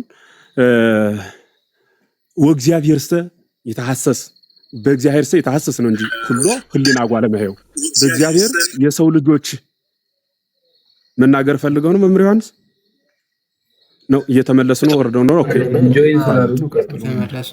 ስለዚህ በእግዚአብሔር የሰው ልጆች ስነ ተፈጥሮ ህልውና ሐሳብ መልክ ይመረመራል ይላል። ወሎቱ ሳለው ዘይተሐሰሶ እርሱ ግን ይሄንን ትመስላለህ ያንም ታከላለህ ብለው ሊያብራሩት ሊመራመሩት የማይገባ አምላክ ነው ይላል። የማይገባ አምላክ ነው። የሁላችንም ጉዞና ሐሳብ ተመሳሳይ ነው። እግዚአብሔር አካል አለው፣ አዎ አካል አለው። እግዚአብሔር ጾታ አለው ወይ? እንኳን ጾታው የአካል ክፍሉ አንዱ በዚህ አንዱ በዚያ ተብሎ የማይገለጽ የማይታወቅ ህቡ ነው። ሰው ያንን ከማወቅ ያን ከመመርመር የራቀ ፍጥረት ነው። ሐሳቡ እሱ ነው እንጂ እግዚአብሔር አይን የለውም ጆሮ የለውም ወይም ደግሞ እግዚአብሔር ማለት ይዝርው ነው ብትን ነው እያልን አይደለም። አዕይንቲሁ ለእግዚአብሔር ተብሎ ተነግሯል፣ ያያል ማለት ነው። ልክ እግዚአብሔር እጁ ተብሎ በተነገረበት ቦታ ልክ ሰው በእጁ ግብርን እንደሚሰራ ሁሉ እግዚአብሔርም ዓለምን የሚያዘጋጅበት የሚያሳልፍበት ያ ጥበብ የተመላ እዴሁ ለእግዚአብሔር ተብሎ የተነገረለት እርሱ ለእግዚአብሔር አለው ተብሎ ይነገርለታል ማለት ነው። ይህ ግን በሰው አቅም በሰው ክታብ በእኛ ጽሑፍ የሚወሰን እግዚአብሔር እኮ የለም። በሙሴ ጽሑፍ የተወሰነ እግዚአብሔር እኮ የለም። በሙሴ ጽሑፍ በመጠኑም ቢሆን ራሱን የገለጸ እንጂ በእኛ ጽሑፍ የሚብራራ በእኛ ጽሑፍ በሰው ሐሳብ በሰው ንግግር የሚወሰን የሚነገርለት አምላክ አይደለም። እንድናምነው ብቻ የገለጸልን እንጂ እንድናውቀው የፈቀደልን አምላክ የለንም። እግዚአብሔር እንድናውቀው አይደለም የፈቀደልን፣ እንድናምነው ነው የገለጸልን። ስለዚህ በጥቅሉ ምን ማለት ነው? ሐሳባችን የሁላችንም ሐሳብ የእርሶም ሐሳብ የሌሎቻችንም ሐሳብ ተመሳሳይ አንድ ወጥ የሆነ የቤተክርስቲያን ትምህርት ነው። ምንም ይሄ ምንድነው የተለወጠ ሐሳብ የለውም። አንድ አይነት ነው። አካል አለው፣ አዎ አለው። እግዚአብሔር ገጽ አለው፣ አዎ አለው። ምን አይነት አካል፣ ምን አይነት ገጽ፣ ምን አይነት ጆሮ፣ ምን አይነት አይን፣ ምን አይነት እጅ፣ ምን አይነት እግር ሲባል ግን ረቂቅ በፍጥረት የማይታወቅ ደግሞ ስፉህ ሰፊ የማይወሰን ማለት ነው። ደግሞ የማይጨበጥ የማይዳሰስ መንፈስ ማለት ነው። ይሄን ብለን ለእግዚአብሔር እንገልጽለታለን። ከዚያ በኋላ ግን ቆይ አይ ምናልባት ጆሮ እንዲቆመ ነው እንደ ሰው ጆሮም እዚህ አካባቢ ልክ የጆሮ ስራው የእግዚአብሔር ጆሮ መስማት ብቻ ነው ስራው፣ የእግዚአብሔር አይኑ ማየት ብቻ ያ እንዲህ አካሉን ገብተን ከፋፍለን እንናገርልህ ካልነው ግን ያ ከህግ ውጭ ነው። እንደ ማቴሪያል የህዋሳት ስብስብ አይደለም። ማን? እግዚአብሔር ማለት ነው። ስለዚህ ይህንን ምስጢር በደንብ ማስተዋል የሚጠይቅ ጉዳይ ነው እንጂ ልዩነት እንዳለን የሆነ ልዩነት ያለን እግዚአብሔር ጾታ አለው ብሎ አደባባይ ላይ ሰው ሲናገርና እግዚአብሔር አካል አለው ካለን በኋላ ደግሞ የሚወሰን አካል አለው የሚታይ አካል አለው ካለን ለምን እንለዋለን? ተመሳሳይ ሐሳብ ይዘን የእርሶም ሐሳብ እዚህም ሊቃውንቱ ዞት ያመሸው ሐሳብ የማይወሰን የማይታይ የማይጨበጥ የማይዳሰስ መንፈስ የሆነ አካል ያለው ዝርው ያልሆነ እርሱ እግዚአብሔር ነው። በጾታው የማይታወቅ በአምላክነቱ በአካሉ ክፍል የሌለው ገደብ የሌለው ነው። ያ ማን ነው? እግዚአብሔር ነው። ይህ ትምህርት የሁላችን ተመሳሳይ ሐሳብ ነው ማለት ነው። ስለዚህ ምናልባት እንዲያው ልዩነት ያለ የሚመስል ሐሳብ ላይ ትኩረት ባናደርግ ለማለት ነው። የኔታ እግዚአብሔር ይስጥልን። ፓላዲ ተናገር ነው።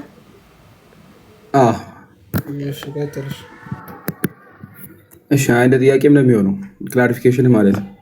ከቅድም ጀምሮ ሐሳብ ስላልሰጠን እንደ ክላሪፋየር ቁጥሩን ከታች ያለውን ኦዲየንስ ልወክልና ጥያቄውን ልጠይቅ። ምክንያቱም የተለያየ የሚመስል እይታ የለም የሚለው እንደኔ አያስኬድም። አለ አንድ አይደለም አይ ቲንክ 3 አይነት አለ። እሱን ምናልባት በምን ይታያል ይመስለኛል ዲፋይን በማድረግ ነው። አለው የለውም፣ ጾታ ነው ወይስ አይደለም፣ እንዴት ነው የሚለው ሁሉ ነገር መታየት ያለበት መጀመሪያ ከዲፊኔሽን ነው። ገጽ፣ አካል፣ መልክ የሚለውን መጀመሪያ የጋራ አንድ የሚያደርገን ዴፊኒሽን አለ ወይ? አይመስለኝም። ካለ ሁሉም ሰው ዲፋይን ያድርግ። ቅድም ጀምሮ ሲባል የነበረውም አለ ቢካዝ ረቂቅ ነው አካሉ፣ እንደውም የእግዚአብሔር አካል ረቂቅ ነው የሚል አለ። አይደለም ደግሞ ወሰድ አድርጎትም ደግሞ ሰውኛ የሚያስመስለው አለ። ከዛ አለፈ ሲልም ደግሞ ረቂቅም አካል የለውም ፍጹም የሚለውም አለ። እነዚህ 3 ፖዚሽኖች አሉ። ስናስረዳ አለው ግን አይመረመርም አንድ፣ አረ ፍጹም የለውም እግዚአብሔር ረቂቅም ብለን አካል የምናስቀምጥለት የለውም። ከዛም ደግሞ አለፍ ደግሞ ሲል ወደ ሰውም የሚወስድ ለአዳም ሁሉ ነገር አለው ብሎ በሚያስቀምጥ ሰዓት አዳም ላይ ልክ እንዳለ ሁሉ ስላሴ ላይ የሚያስቀምጥ አቻ አድርጎ ማለት ነው። እሱም አለ። ይሄ ክፍፍል መካድ ያለበት አይመስለኝም። እነከሌ ሲያብራሩት ኦልሞስት እንስማማለን። ኦኬ ሰንባዲ ሲገልጠው በዚህ መንገድ ገልጦታል። ኦኬ የተጠቀሱት መጽሐፍት ምናልባት ቅድም መምህር ዮሐንስ ተጠቅሰዋል በመጽሐፋቸው። መምህር ዮሐንስም ቢሆን የራሳቸው ወጥ ሐሳብ የላቸው፣ እርስ በራስ የሚጋጭ ሐሳብ ነው ያስቀመጡት። መጽሐፉን ገብጦ ማየት ይቻላል አንድ በአንድ ማለት ነው። ሶ ፒክ ኤንድ ቹዝ ካላደረግን በስተቀር መሀል ላይ በአማን ነጸረን ሀሳብ ያስቀምጣሉ። በአማን ነጸረ በታስሶ መጽሐፉ ሁለት ሀሳብ ያስቀምጣል። እሱ እንደውም ብሔራዊ ሊቃውንቱንና ቴዎሎጂ የገቡትን ለይቶ ነው የሚያስቀምጠው። ሶ ዜር ኢዝ አ ዲስቲንክሽን በሰዎች መካከል ማለት ነው። እንደውም ያለ መግባባት ብሎ ነው የሚያልፉ። አንድ ነን የሚባለው ነገር አይ ዶንት ቲንክ ሶ። የተለየ መስመር አለ። ቢካዝ መምህር በአማን ነጸረን ነው ጠቅሰው መምህር ዮሐንስም መሀል ላይ ማብራሪያ አድርገው ድጋሜ ደግሞ የተጋጨ ሀሳብ ይመስል የሚያልፉት። ይሄ ሁሉ የሚመጣው ገጽ ምንድን ነው? አካል ምንድን ነው? እነዚህ ማለት መብራራት አለባቸው ሶስቱ።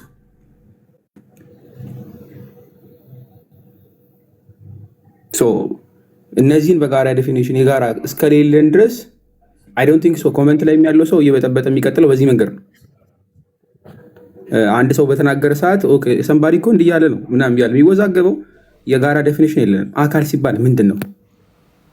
አለ የለውም ሁለተኛ የሚመጣ ነው።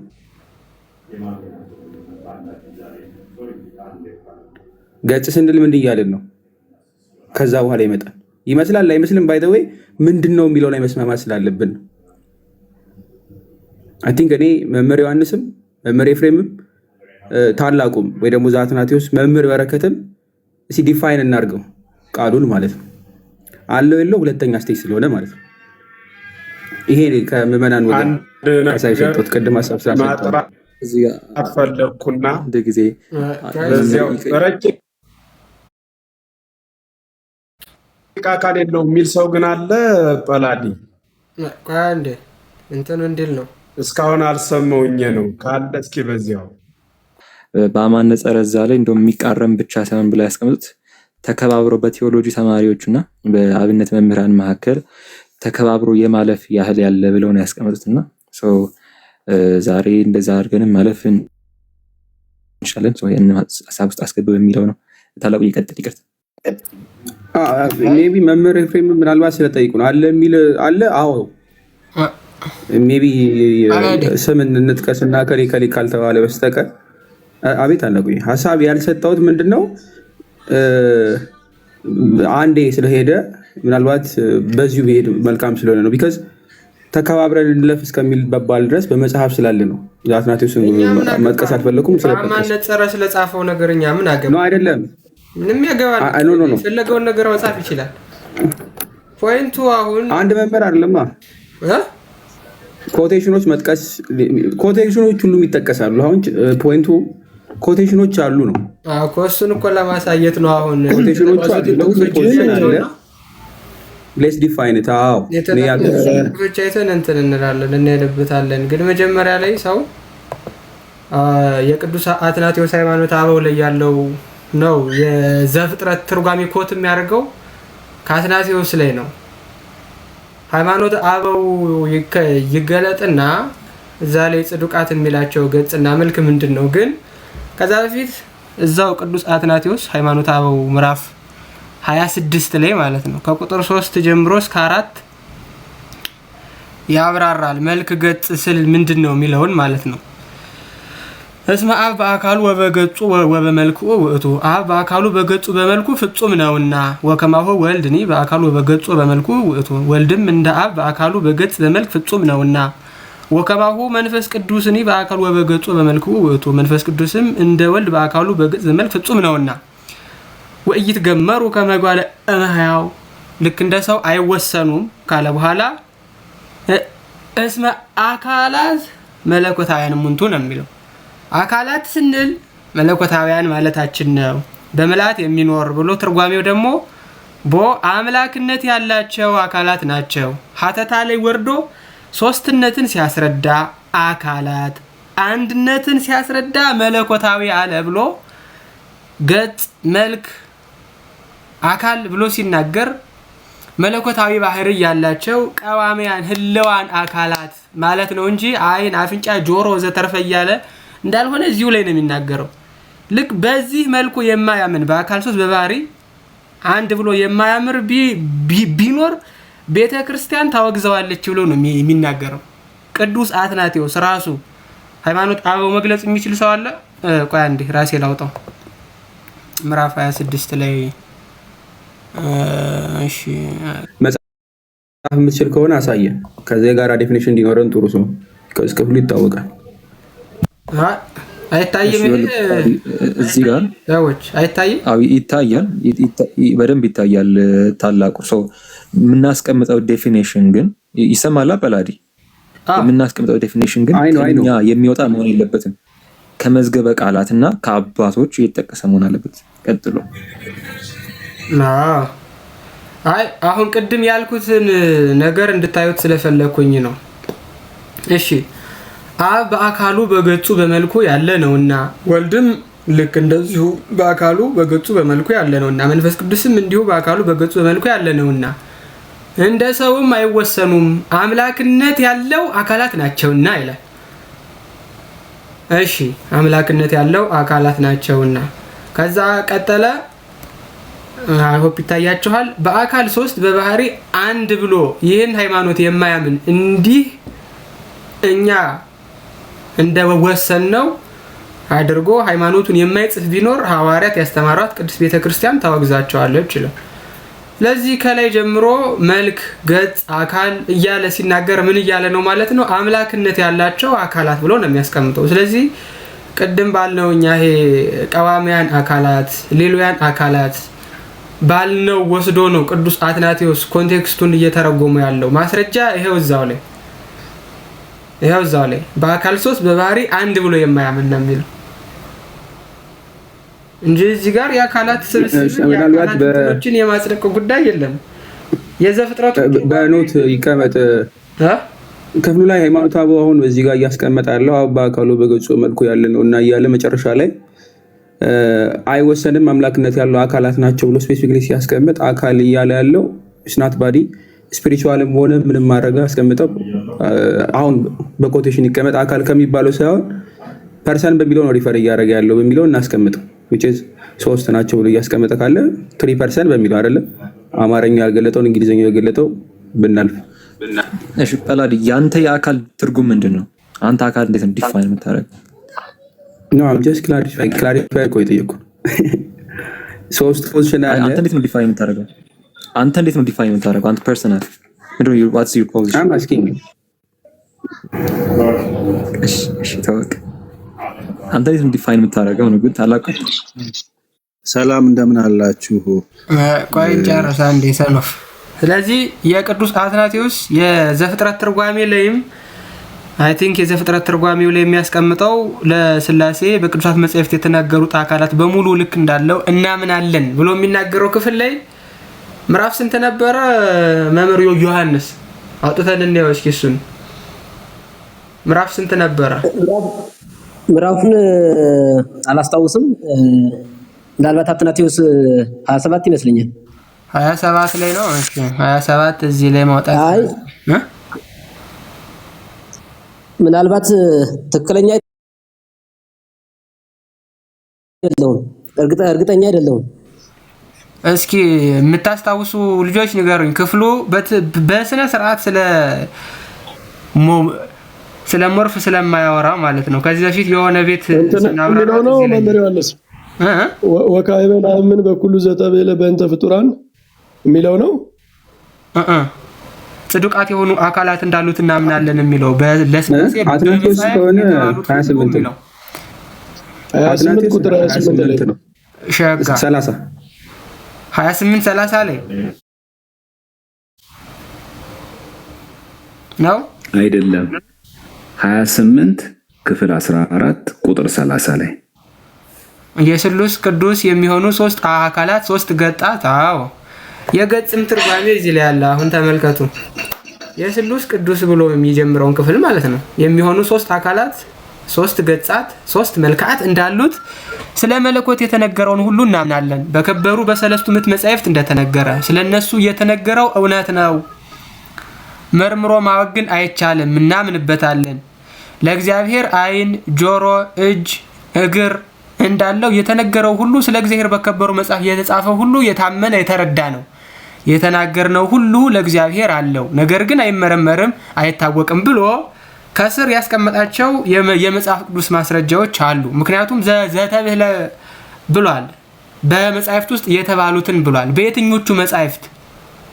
ይሄው እነ መዝሙረ ዳዊት 34 119 አንደኛ ጴጥሮስ 3 እነዚህ ክፍሎች ይታዩና ሊተራል ስለሆነ አይን ሊተራል ስለሆነ ጆሮ ነው ወይ እያወሩ ያሉት የሚለውን ማየት እኮ ከላይ ያለውን ብትናርጎ ነው ያስረዳልን።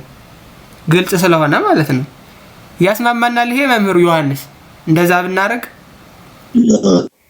አሁን ለምን መሰለው ታላቁ ምናልባት ይቅርታ ግን እንደምን ስናገር የተለየ ሐሳብ አንስቼ እናንተን ወደ ላቅጣጫ እንዳልወስድ ከዚሁ በፊት ማለት ከዚህ አስቀድሜ ይቅርታ ጠይቃለሁ። ግን መነጋገር ስላለብን ሰዎች ናቸው የላኩልኝ እንትኑን እና ትናንትም ሐሳብ ተነስቶ ስለነበረ በደንብ መጥራት አለበት እያምናለሁ። በደንብ መጥራት አለበት። ያ ማለት ግን ቤተክርስቲያኗ የተለያየ ሐሳብ ታነሳለች ማለት አይደለም። ቤተክርስቲያኗ አንዲት ናት፣ የማትከፈል ናት፣ ዓለም አቀፋዊ ናት። ምናልባት የራሳችን አቅም ነው በየማሰውና አሁን በመጀመሪያ ሥላሴ አካላትና መልካት አላቸው የላቸውም የሚለውን እንግባባ። እዚህ ላይ ነው የምንግባባው። ከዚህ ከተግባባን በኋላ መልካት ምንድናቸው የሚለውን አላቸው የሚለውን ከተግባባን በኋላ መልካት ምንድናቸው ወደሚለው ነገር ስለዚህ ከዚያ በኋላ ምሳሌያዊ ነው ወይስ አማናዊ ነው ወደሚለው ነዳለን ሐሳብ ነዳለን። ሶስተኛ አማናዊ ነው ወይስ ምሳሌያዊ ነው የሚለውን ሐሳብ ነዳለን። ግን ብንሰማው ጥሩ ይመስለኛል። መምህር አካል የሚለውን እንዴት ነው የሚረዱት? እርሱ አሁን ሶስት አካል አለ በሥላሴ ሲባል ምን እያልን ነው? አካል ሲባል ማለት በጣም ጥሩ አካላት አሉ ስንል በኔ አገላለጽ ለአብ ፍጹም አካል አለው፣ ለወልድ ፍጹም አካል አለው፣ ለመንፈስ ቅዱስ ፍጹም አካል አለው። አካል ምንድነው ስንል ደግሞ በዋናነት በሁለት አይነት ልንተረጉመው እንችላለን። ይሄ ለኛ የተገለጠ ዕውቀት ነው እንጂ የሥላሴን አካል ቅድም ዘይተረከብ ወዘይትል የሚለው ሊሰመርበት ይገባል። አይመረመርም ወይም ደግሞ ልንመረምረው አይችል። ግን ምንድነው ግዙፍ አካልና ረቂቅ አካል አለ ነው። አሁን ረቂቅ አካልና ግዙፍ ሚዩት አድርጓል። አንቺ ሥላሴ እንላለን አንተ ሚዩት ወጣረጉ እና ረቂቅ አካል አለ፣ ግዙፍ አካል አለ። ለምሳሌ ቅድም የኛ አካል እንደኛ አካል የተገጣጠመ በነገራችን ላይ የኛ የሰውም የተገጣጠመ አይደለም። አይ የኛ አካልም የተገጣጠመ አይደል? መምህር እሱን ሳይሆን አካል ስንል ከባህሪ ጋር ነው የሚረዱት ወይስ ክፍል እያደረጉ ነው የሚረዱት? አካልን የምንረዳው እኔነት ያለው ግን ልንመረምረው የማንችል ረቂቅ የሆነ ሊዳሰስ የማይችል ሊጨበጥ የማይችል በእኛ አእምሮ ሊወሰን በእኛ አእምሮ ሊብራራ የማይችል የሥላሴ አካል እኔ የምገልጸው ይሄን ነው። ያ ማለት ግን ምንድነው? ስለዚህ ከባህሪያት ጋር ወይም ከመለኮታዊ ባህሪ ጋር የተገናኘ ነው ማለት ነው። አካል ሲባል በመለኮታዊ ባህሪ ህልው የሆነ ብለው ነው የሚረዱት ማለት ነው አይደለ? ያሉኝ ያለው ማለት ባህሪ የሌለው አካል ወይም ደግሞ አካል የሌለው ባህሪ የለም እንደማለት ነው ወይስ? አዎ ግልጽ አይደለም። ባህሪ የሌለው አካል የለም፣ አካል የሌለው ባህሪ የለም። ባህሪያዊ አካል ነው። በጣም ጥሩ። አሁን የአካል መልክ ገጽ ስንልለት ምን እያልን ነው የሚለውን ይሄዱበት። በጣም ጥሩ። አሁን አካል አለው የምንለው መጀመሪያ ተግባብተናል አይደለም? ለሥላሴ አካል አለ የሚለው ምንም የሚነሳ ሐሳብ የለም። አዛ ላይ ማኮ ቅድም እኮ እኛም ተናግረናል። ከአካል ውጪ ባህሪ ውጪም አካል ስለሌለ ሶስት ሌሎያን ህልዋን ቀዋሚያን አካላት አሉ ብለናል። አሁን ችግሩ ያ አካል ኮርፖሪያል የመሆንና ያለመሆን ይሄ እንዴት ነው የህዋሳት ጥርቅም ያማረግና ያለማረግ ጉዳይ ነው። ይሄ ወደ አይደለም ኩነታዊ ተዋህዶም በጣም ጥሩ ነው። በነገራችን የጥርቅ አካላት ስንል አካላት እኮ አሁን አካላት የሚለውን ጥርቅምን የሚለውን ሐሳብ ካመጣን በእኛ በሰዎች ቋንቋ ወይም ደግሞ በምናየው አካል እየገለጽን ነው ማለት ነው። ያ ከሆነ ትክክል አይደለም። አሁን ለሥላሴ እየገለጽን ከሆነ ለሥላሴ አካል እኮ ማለት ዘይትረከብ ወይ ዘይትሌለይ ማለት የማይመረመር ነው የሚለው እኮ ቋንቋ የሚገልጽ ነው። አናውቀውም ነው። ሥላሴ አካል አላቸው። አዎ ፍጹም አካል አላቸው። አዎ ፍጹም መልክ አላቸው። አዎ ፍጹም ገጽ አላቸው። አዎ ግን ዘይትረከብ ምን ማለት ነው? የማንመረምረው ነው። ይሄ ነው ብለን የማንገልጸው፣ ይሄ ነው ብለን የማናብራራው፣ ይሄን ነው ብለን ልንጽፋው የማንችል ነው ብለን የምናቆመው እዚህ ላይ ነው እንጂ አሁን እንደ ሰው እጅ የተጠራቀመ እንደ ሰው ጆሮ የተለጠፈ ካል ይሄ ሰብአዊ ቋንቋ ወይ ማለት ስለኛ ሰውነት የምናብራራው ቋንቋ ነው እንጂ ስለ ሥላሴ የምናብራራው ቋንቋ አይደለምና እዚህ ላይ ቢታየኝ ለምሳሌ አሁን አንደኛ ቅድም የጠቀሱት በቀጥታ ሃይማኖት አበው ምንድነው የሚለው መምህራን እዚሁ ላይ ይቅርታ ማለት በወጥ እንደ ሰው እጅ ካልሆነ ታዲያ እንደ ማን እጅ ነው የሚሆነው? አሁን ሥላሴ እጅ አለው ሲል አንድ ሰው ይሄ የምናውቀው የሰው እጅ ካልሆነ የምን አይነት እጅ ነው አላቸው የምንለው? በጣም ጥሩ። ለምሳሌ ሥላሴ አካል አላቸው ስንል እንደኛ ያለ አካል ነው? በጥያቄ መልሼ ልጠይቅ። አይደለም እኮ እጅና እግር አላቸው ስንልም እንደ ሰው አይደለም። ስለዚህ እንደምን አይነት ነው የምንለው ታዲያ? አይታወቅም ነው? አይታወቅም ማለት አሁን እኮ ቅድም ገለጽን እኮ ዘይትረከብ ወዘይትለለ ያለ የሚለው መጽሐፉ ራሱ እኮ ያስቀምጣል እዚያው ላይ። ለምን መጽሐፉን በቀጥታ ለምን አላነበውም? መጽሐፉን በቀጥታ አላነበውም። ወዘይቤሉ መጻሕፍት ከመቦ ለእግዚአብሔር አይንት ዋይዛን ለእግዚአብሔር አይን ጆሮ እንዳለው ወኩሉ ዘተበለ ለተርፉ መመሪያ ላነበው በቀጥታ ላነበው አይ ለመሰረት ባክንድ ፎር ሲሆን እንዳይንዛዛ ብዬ ነው። ይሄው ፊት ለፊት ተከፍቷል። ሃይማኖት አበው ዘቅዱስ አትናቴዎስ ነው። አትናቴዎስ ኮት የሚያደርገው ሰለስቱ ምዕትን ነው። ዘፍጥረት ትርጓሜ ኮት የሚያደርገው ከአትናቴዎስ ላይ ነው። ስለዚህ እዚህ ላይ ከተግባባን የዘፍጥረቱን ጨረስን ማለት ነው። ምክንያቱም ዘፍጥረት የሚያመጣው ከዚህ ስለሆነ ይሄን ስለሆነ የሚጠቅሰው አሁን እዚህ ክፍል ላይ ለምን መሰለው ታላቋን አንድ ነገር ግልጽ ላድርግልዎት እንዲረዱኝ ማለት ነው። እሺ ለምሳሌ ንግበር ሰባ ባሪያን ወአምሳሌ ነው የሚለው በስንት ተተርጉሟል? እስኪ ሄድ ይግለጹልኝና የተተረጎመው እንትን ይለዩልና እሱ ላይ እንያዝ። እሱ ላይ ብናብራራው የተሻለ ይመስለኛል። በስንት ነው የተተረጎመው እኮ ትርጓሜው የዘፍጥረት ትርጓሜ ላይ ያለው የአንድምታ መጽሐፋችን ላይ ማለት ነው የሚጠቅሰው ክፍል ይሄንን ክፍል ነው። ሃይማኖት አበው ምዕራፍ 28 30 ላይ ያለውን ነው የሚጠቅሰው። ስለዚህ ዋና ቴክስቱ ላይ መጥተን ያ ማለት የቅዱስ አትናቴዎስ ቴክስት ላይ ማለት ነው መጥተን አትናቴዎስ ምን ይያለ ነው የሚለውን ከተግባባን የዘፍጥረቱን መጨረስ እንችላለን ነው ማለት። የዘፍጥረቱ የተተረጎመው አርአያ በአምሳል ተብሎ የሚቀመጠው የጸጋ ገዥነቱን የሚያሳይ ነው እንጂ ለእግዚአብሔር ኮርፖራል የሆነ ልክ እንደ ሰው አይነት ገላ አለው ብሎ የተረጎመ አንድም ቅዱስ የለም በቤተ ክርስቲያን ታሪክ ውስጥ። ለምሳሌ ቆይ ታላቁ ይቅርታ ንግበር ሰባ ባሪያን የሚሉት ስንት ማብራሪያዎች ተሰጥተዋል በትርጓሜው ላይ እኮ ነገርኩት እኮ አሁን በአርአያ በአምሳል ማብራሪያዎችን ይንገሩኝ የምትባለው ነፍስ ናት። በአርአያና በአምሳል ብሎ ሲያስቀምጥ በመልክ ተርጉሞ የሚያስቀምጠውን ልክ ዘፍጥረት ላይ ማለት ነው መልክ ብሎ የሚያስቀምጠው አይን፣ ጆሮ፣ በእግር በእጅ መስሎ የሚያስቀምጠው የዘፍጥረቱ ትርጓሜ የተጠቀሰው የአትናቴዎስ ትርጓሜ ነው። በሁለት ተተርጉሟል ነው የምልዎት ባጭሩ በሁለት ተተርጉሟል። መጀመሪያ በጸጋ ገዥነቱ፣ ሁለተኛ ደግሞ በአካል በዚህ ግን ይሄኛው ሲመጣ የአትናቴዎስ ነው የተጠቀሰው።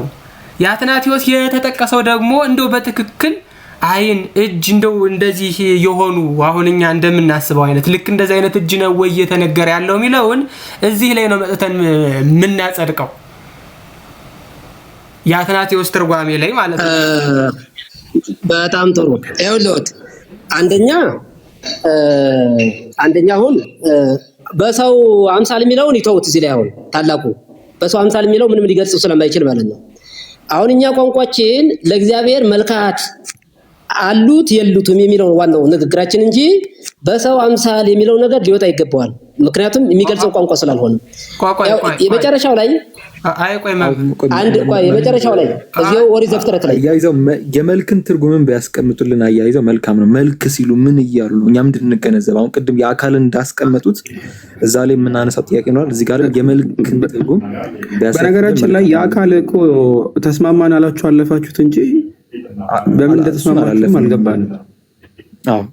ሁለቱንም ድጋሚ በደንብ አጥርተው መምህር ይንገሩና እንቀጥላለን። እንደዛ ብላል። ቀድም ቴብሉ ይዘጋጅ ታላቁ ኢትስ ቤተር። በመካከል ላይ ሌላ ሀሳብ ባታነሱ እኔ አሁን ቅድም መምህር ኤፍሬም በደንብ መጀመሪያ ላይ አሁን እኔ ከተናገሩ በኋላ ያብራሩት ማብራሪያ ትክክለኛ ማብራሪያ ነው። አሁን እዚያ ላይ ሳንሄድ አሁን ኦሪት ዘፍጥረት ላይ ስላለን ሌላ ውስጥ እንዳንገባ ብዬ ነው መጀመሪያችን ልናገራት። ለምሳሌ ስላሴ በምን እንመስላችኋለን ቢሉ አላ ስላሴ ለባውያን ነባቢያን ሕያዋን ናቸው፣ እኛም በነፍስ ለባውያን ነባቢያን ሕያዋን ነንና። ይሄ አንደኛ ማብራሪያ ነው። እንግዲህ ስላሴ ለባውያን ናቸው፣ እኛም ለባውያን ነን፣ በዚህ እንመስላችኋለን። ነባቢያን እንደሆኑ እኛም ነባቢያን ነን ይላል። ይሄንን ያብራራል። አንድም ይልና ሁለተኛ ለሰው ልብ ቃል እስትንፋስ እንዳለው ስላሴም በልብ በቃል በእስትንፋስ ይመሰላሉና ማለት ከወይነ ቃል ከወይነ ልብ ከወይነ እስትንፋስ እንዳላቸው እኛም ከወይነ ቃል ከወይነ እስትንፋስ አለንና ነው ሐሳቡ ትርጓሜው። ሌላኛው ሶስተኛው ማብራሪያ ግን አንድም ለሰው ፍጹም መልክ እንዳለው ለስላሴም ፍጹም መልክ አላቸውና ብሎ ይህንን የተረጎሙ ሊቃውንት የአትናቴዎስን ማስረጃ አመጣው አጠቀሱ ነው። አሁን ለየትኛው የአትናቴዎስን አመጣው የጠቀሱ ለማን ነው? መልክ ለሚለው ነው። በደንብ ልናየው ቢገባው መልክ ለሚለው ነው የተጠቀሰው፣ ለሌላ አይደለም። ስለዚህ ነአምን ከመቦ ለእግዚአብሔር መልካት አው ምንድነው መጀመሪያ ማብራሪያው ምንድነው ያሉት ሊቃውንት? አንድም ለሰው ፍጹም መልክ እንዳለው አሉና ጥቅስ ሲያስረዱ ነአምን ከመቦ ለእግዚአብሔር መልካት ጽዱቃት እኮ ይሄ ምን ማለት ነው? ጽዱቃት ማለት የጥቅስ ችግር እኮ አይደለም። አሁን ችግሩ መልክ ሲሉ ምን እያሉ ነው? መልክ የሚለው ምን እንደሚያመለክተው ምንድነው? መልክ ማለት በጣም ጥሩ። እንዳውም በዚያው መጀመሪያም ገጽና መልክ የሚለው ቢታይልን የሚል ሐሳብ ስላለ ሁለቱን እንየው። እንግዲህ መልክ በአካላት ላይ ያሉ የአካል ክፍሎችን ያመለክታል ይላል። መልክ ምንለው አካላት ናቸው ማለት አሁን ቅድም የጠቀስናቸው እጅ ሊሆን ይችላል፣ ጆሮ ሊሆን አካላት ተብሎ ነው የሚጠቀሱት እነዚህ። ገጽ የምንለው ደግሞ ከሌላ ተለይቶ የሚታወቅበት ነው። ወይም ደግሞ በእኛ በሰዎች አገላለጽ ፊት የምንለው ነው። ከአንዱን ሰው ከሌላው ሰው የምንለይበት ሂደት ነው። ይሄ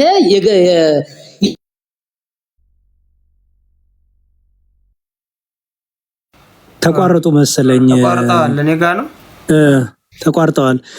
መምህር ዮሐንስ እንትኑ እኮ በጣም ቀላል ነበረ ጥያቄው። መልክ በእግዚአብሔር መልክ ዴፊኒሽን መልሰዋል።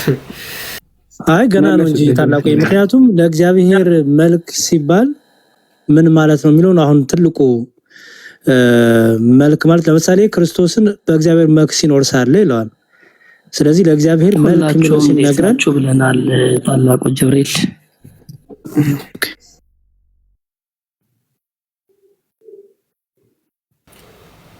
ኮኔክሽን እያስቸገራቸው መሰለኝ አንዳንድ ሰዎች። ንቃጥሉ ወንዳችሁ።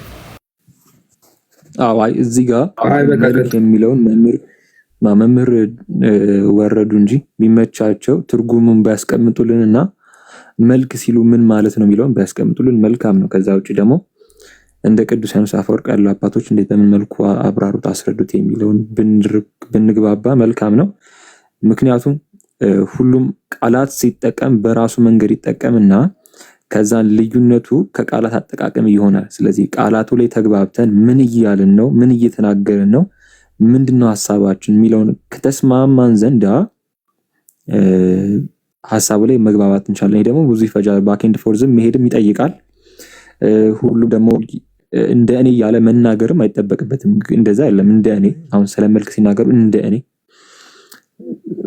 ይሄ መጽሐፍ ላይ ለምሳሌ አሁን ቆንጆ አንድ ሐሳብ ማለት ነው ከተናገሩት ማለት ነው የእኔ የአካልን ትርጉም ሲያስቀምጡ እኔ ማለት ብለው አስቀምጠዋል። አሁን በጣም ያው ቆንጆ ዴፊኒሽን ነው።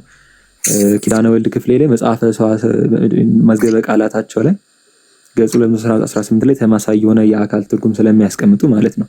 ሌሎች አባቶችም የሃይፖቴሲስን ትርጉም እንዴት እንደተረጎሙት ማስረዳት ስለምንችል አሁን መምህር መጥተዋል፣ መቀጠል ይችላሉ። ታላቁ አንተ ቀጥል። አይ ምን እቀጥላለሁ? እሳቸው ታላቁ ሐሳብ ልስጥና መምህር ዮሐንስ አባታችን ይቀጥሉ። እንትኑ በጣም ቀላል ነው። ባይዘው ቀላል ነው። መመዘኛ እኮ አለን መጽሐፍት አሉና ወይ መልክ የሚለውን ዲፋይን አድርገው እየጨርሱና ገጽንም ዲፋይን አድርገው እየጨርሱና ወደ ሌላው እንመጣለን እንዳይቆራረጥ ነው። በቃ እሱ ነው እኮ ያልኳለው። በቃ እሱ ነው። እኔ አሁን ቀላል ነው እሱ ነው ቀላል ነው የምለው አየት አላቆ እሱ ነው። ኦሬዲ ቤተክርስቲያን መልክ ገጽ እና አካል የሚለውን ለስላሴ ሲነገር እንዴት እንደሆነ አብራርታልናለች። ስለዚህ አባታችን ለጊዜ አሁን መልክ ምንድነው አካል የሚለውን እኔ ባይነት ብለውልናል። በጣም ይሄ ቤተክርስቲያን ትምህርቷ ነው። አሁን ደግሞ መልክ ደግሞ ቤተክርስቲያን መልክ የሚለውን እንዴት ፈታችሁ፣ ከዛ ደግሞ ገጽ የሚለውን ለእግዚአብሔር ሲነገር እንዴት ተፈታ የሚለውን ያስተምሩን አባታችን። በጣም ጥሩ። አሁን መጀመሪያ አሁን ልዩነት ያመጣው ምንድነው? እኔ አሁን ልዩነት አመጣ ብዬም ባስበው ያ ማለት ግን የቤተክርስቲያን እናት ብዬ ሳይሆን የኛ የግላችን ማለት ነው።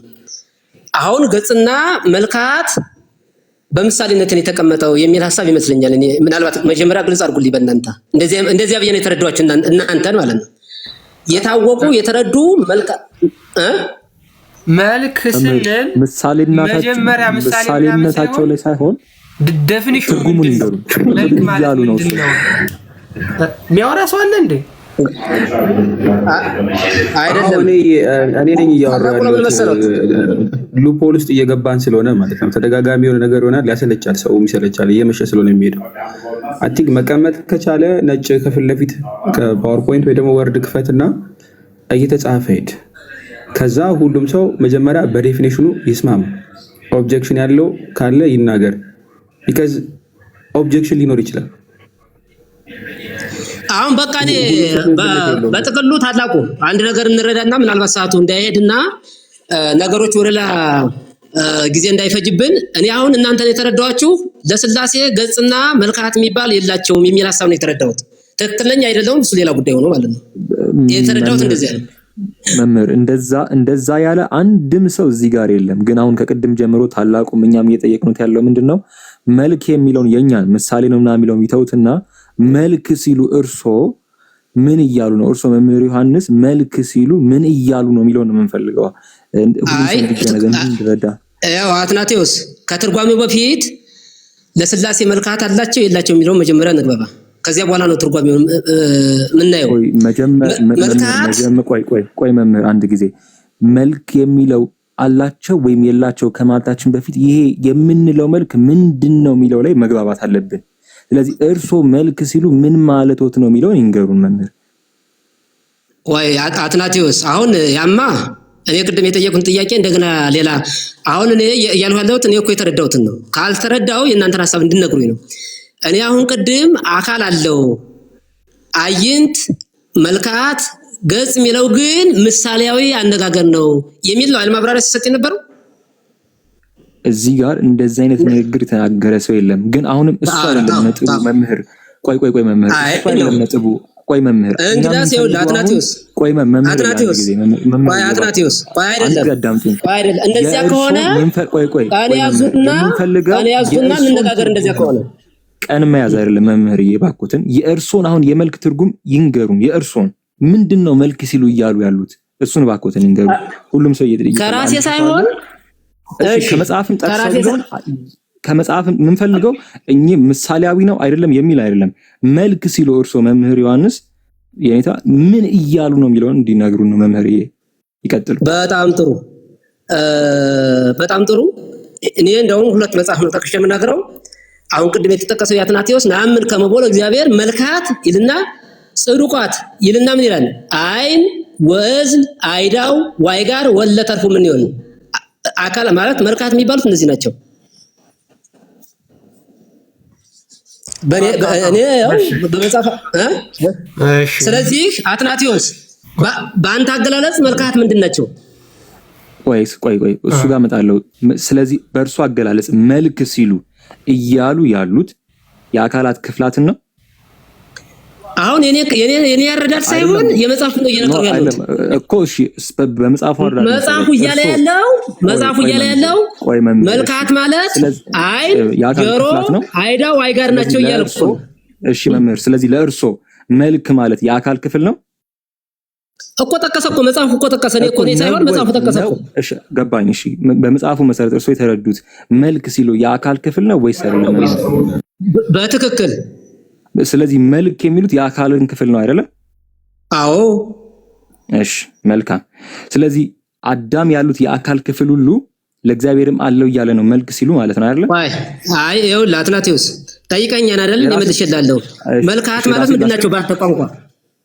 መልካም እሺ ፊልጵስዩስ 2:6 ላይ ክፈትልኝ ታላቁ።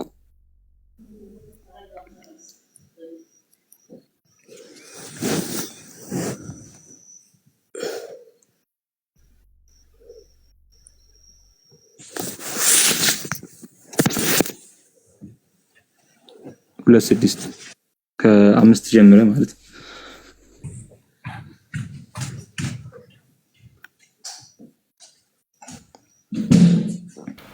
ተከፍቷል።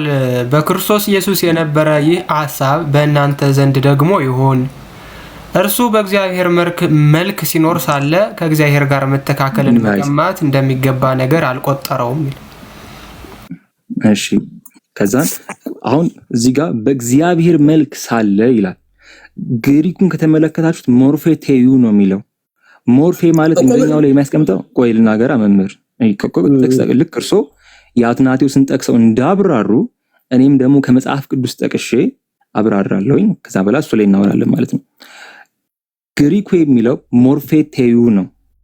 ኦኬ እዚህ ጋር መልክ የሚለውን ደግሞ ቁጥር 7 ላይ ባሪያ መልክ ከሚለው ከሰው ጋር ያስቀምጠዋል። ስለዚህ ሁለት ላይ የተቀመጠ ነው ማለት ነው። ለዚህ ጋር መልክ ሲል ቅዋሜ ማንነትን ለማሳየት የሚውል ነው። መልክ ስንል ቅዋሜ ማንነት የጳውሎስ መልክ ሲል ትክክል የጳውሎስ እንደዛ ነው እያለ ያለው። ለዛ ነው መተካከልን መቀማት እንደሚገባ አይገባም ሲል ከአነዋወሩ ጋር ከቅዋሜ ማንነት ጋር ሊያስቀምጠው ነው። ግሪኩም መምህር ሞርፌቴዩ ስለሚል በዛ ልክና ጋር የሚፈታ ነው። እኔ ግን ታላቁ ምናልባት ባትሪ ሊዘጋብኝ ስለሆነ ምናልባት ሐሳቦች ዝሮ እኔ ያለኝ ሐሳብ ይሄ ነው። አሁን እርሶን ነጥብ መምህር አግኝተን ነው። ስለዚህ ዝሮ መጻሕፍቶች እንደዛ ነው የሚገልጹት ማለት ነው እኮ።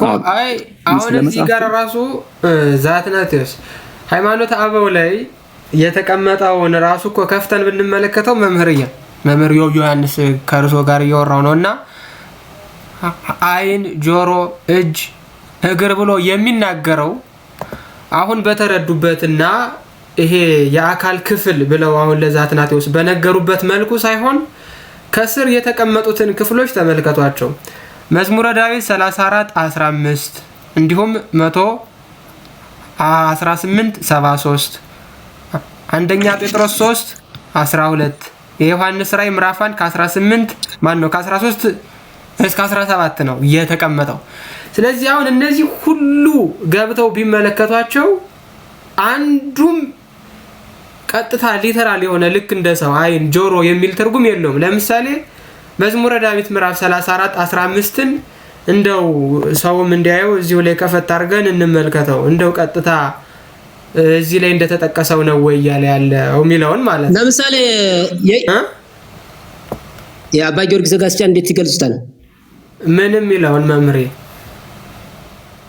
እግዚአብሔር አካላት እንዳሉት በእውነት ታወቀ የሚለውን። አዎ ይሄው ማነው መልካት እንዳሉት እኮ ነው። ከዚሁ ጋር ትርጉሙ ምንድነው? ላይ አማርኛ ቃል አይደለም ግዕዝ ነው እና ትርጉሙ ምንድነው? መልካት ማለት የአካል ክፍሎች ማለት አይደለም። ለእግዚአብሔር ሲነገር እኮ ምንድነው? ግብር መግለጫ ነው፣ ስራ መግለጫ ነው። ያ ግብር ምን አይነት ነው? አሁን እኮ ልክ እንደርሱ አባባል እሺ፣ ለምሳሌ አንድ ቀለል ያለ ጥያቄን ጠይቅ። እግዚአብሔር በጆሮው ያያል? መች እንደዚያ እኔ አላልኩም። እንደዚያ ግን በጆሮው ያያል። ጆሮ የሚባል አካል ስላለው በጆሮው ያያል። አሁን እኮ እየተነጋገርን ያለነው አሁን ሰው እየገለጹልኝ ጆሮ የተወሰነ እንደሆነ አይን ደግሞ ሌላ ላይ እንደሆነ እየገለጹልኝ እኮ ነው። እንደዚያ የሚባል የለማ። መልክ የሚለው ሲተረጉሙት መምህርዬ መልክ የሚለውን ለአትናቴዎስ ሲነግሩት የአካላት ክፍሎች ማለት ነው ብሎታል።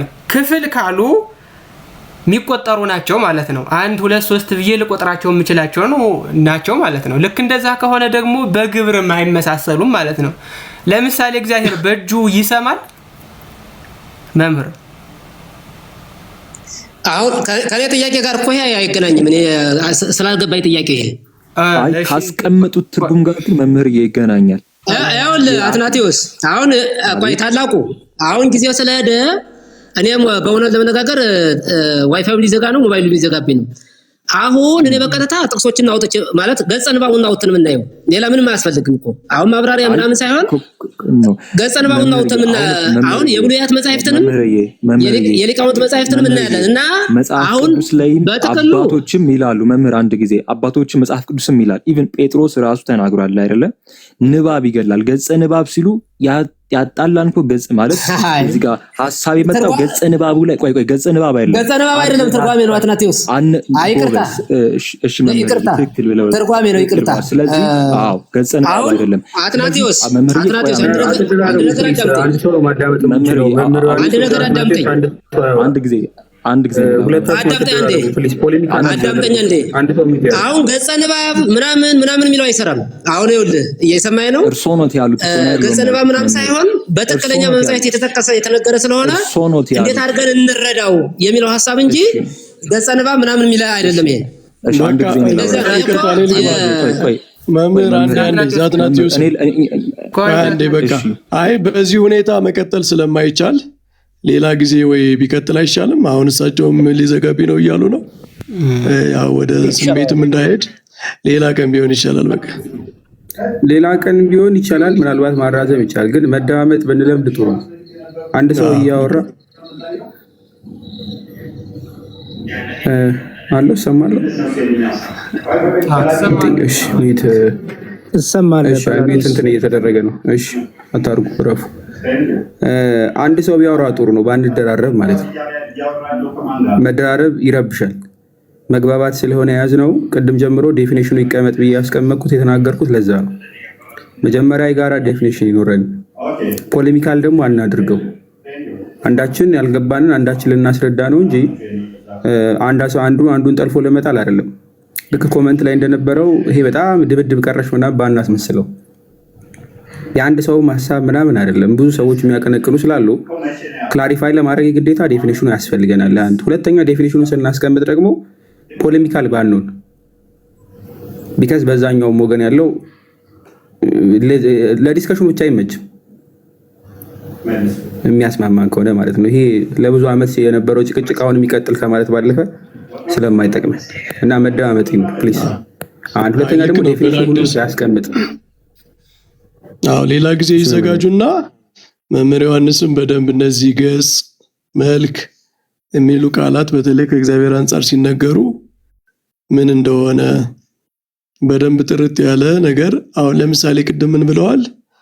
ገጽ ማለት አንዱን ከአንዱ የሚለይ ነው ብለዋል። አሁን እግዚአብሔር ለአብ ፍጹም ገጽ አለው፣ ለወልድ ፍጹም ገጽ አለው፣ ለመንፈስ ቅዱስ ፍጹም ገጽ አለው ስንል በዚህ ዲፊኒሽን መሰረት አብ የሚለይበት፣ ወልድ የሚለይበት፣ መንፈስ ቅዱስ የሚለይበት ልንል አንዱ ከአንዱ ራሱ በመልክ በገጽ ይለያያል ወደሚል መለያ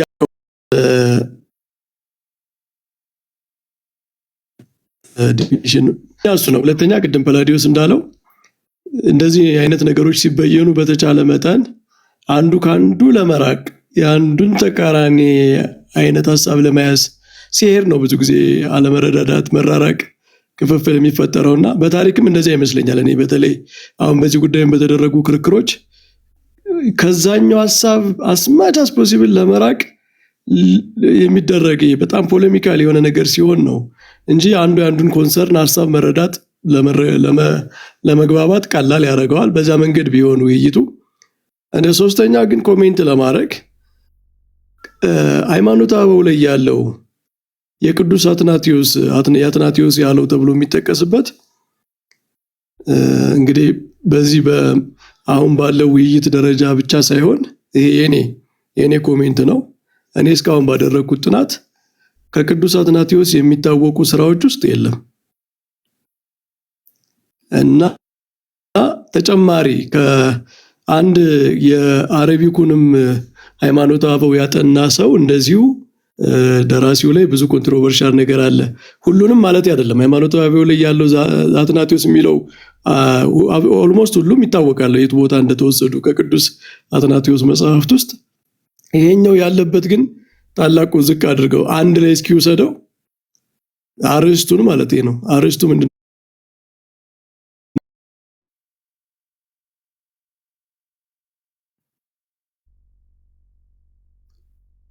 እሱ ላይ ወአዲ ቤዝንቱ ቅዱስ አትናቴዎስ ሐዋርያዊ በአስርቱ ወክሌቱ ትእዛዛት ዘአዘዞ ለቁስጠንጢኖስ ወልደ ቆስጠንጢኖስ ንጉስ የሚለው የቅዱስ አትናቴዎስ ለቆስጠንጢኖስ የላከው መልእክት የታወቀ መልእክት አለ። በዓለም የሚታወቅ በግሪክም በላቲንም ቨርዥን ያለው ይሄንን ኮንቴንት ግን አልያዘም እና ሶርሱ ራሱ አንዳንዴ በአባቶች ስም የሚጻፉም በተለይ በቅዱስ አትናቴዎስ ስም በጣም ብዙ ድርሳናት ተጽፈዋል። ሰለስቱ ምዕት የሚለው የሃይማኖተ አበው ክፍል ሰለስቱ ምዕት ተሰብስበው አንድ አይነት ድርሳን ደርሰዋል የሚል ጥያቄ በሊቃውንት አለ ወይስ በስማቸው ተጽፎ ግን ጤነኛ ጽሑፍ ሆኖ ተተርጉሞ ኦርቶዶክሳዊ በሆነ መንገድ ሊተረጎም የሚችል ስለሆነ መጽሐፍትን ሲያሰባስቡ የተገኘ የገባ ነው ወይስ ሪሊ ሰለስቱ ምዕት በአንድ ላይ ሆነው እንደዚህ ድርሳን ደርሰዋል ወይ?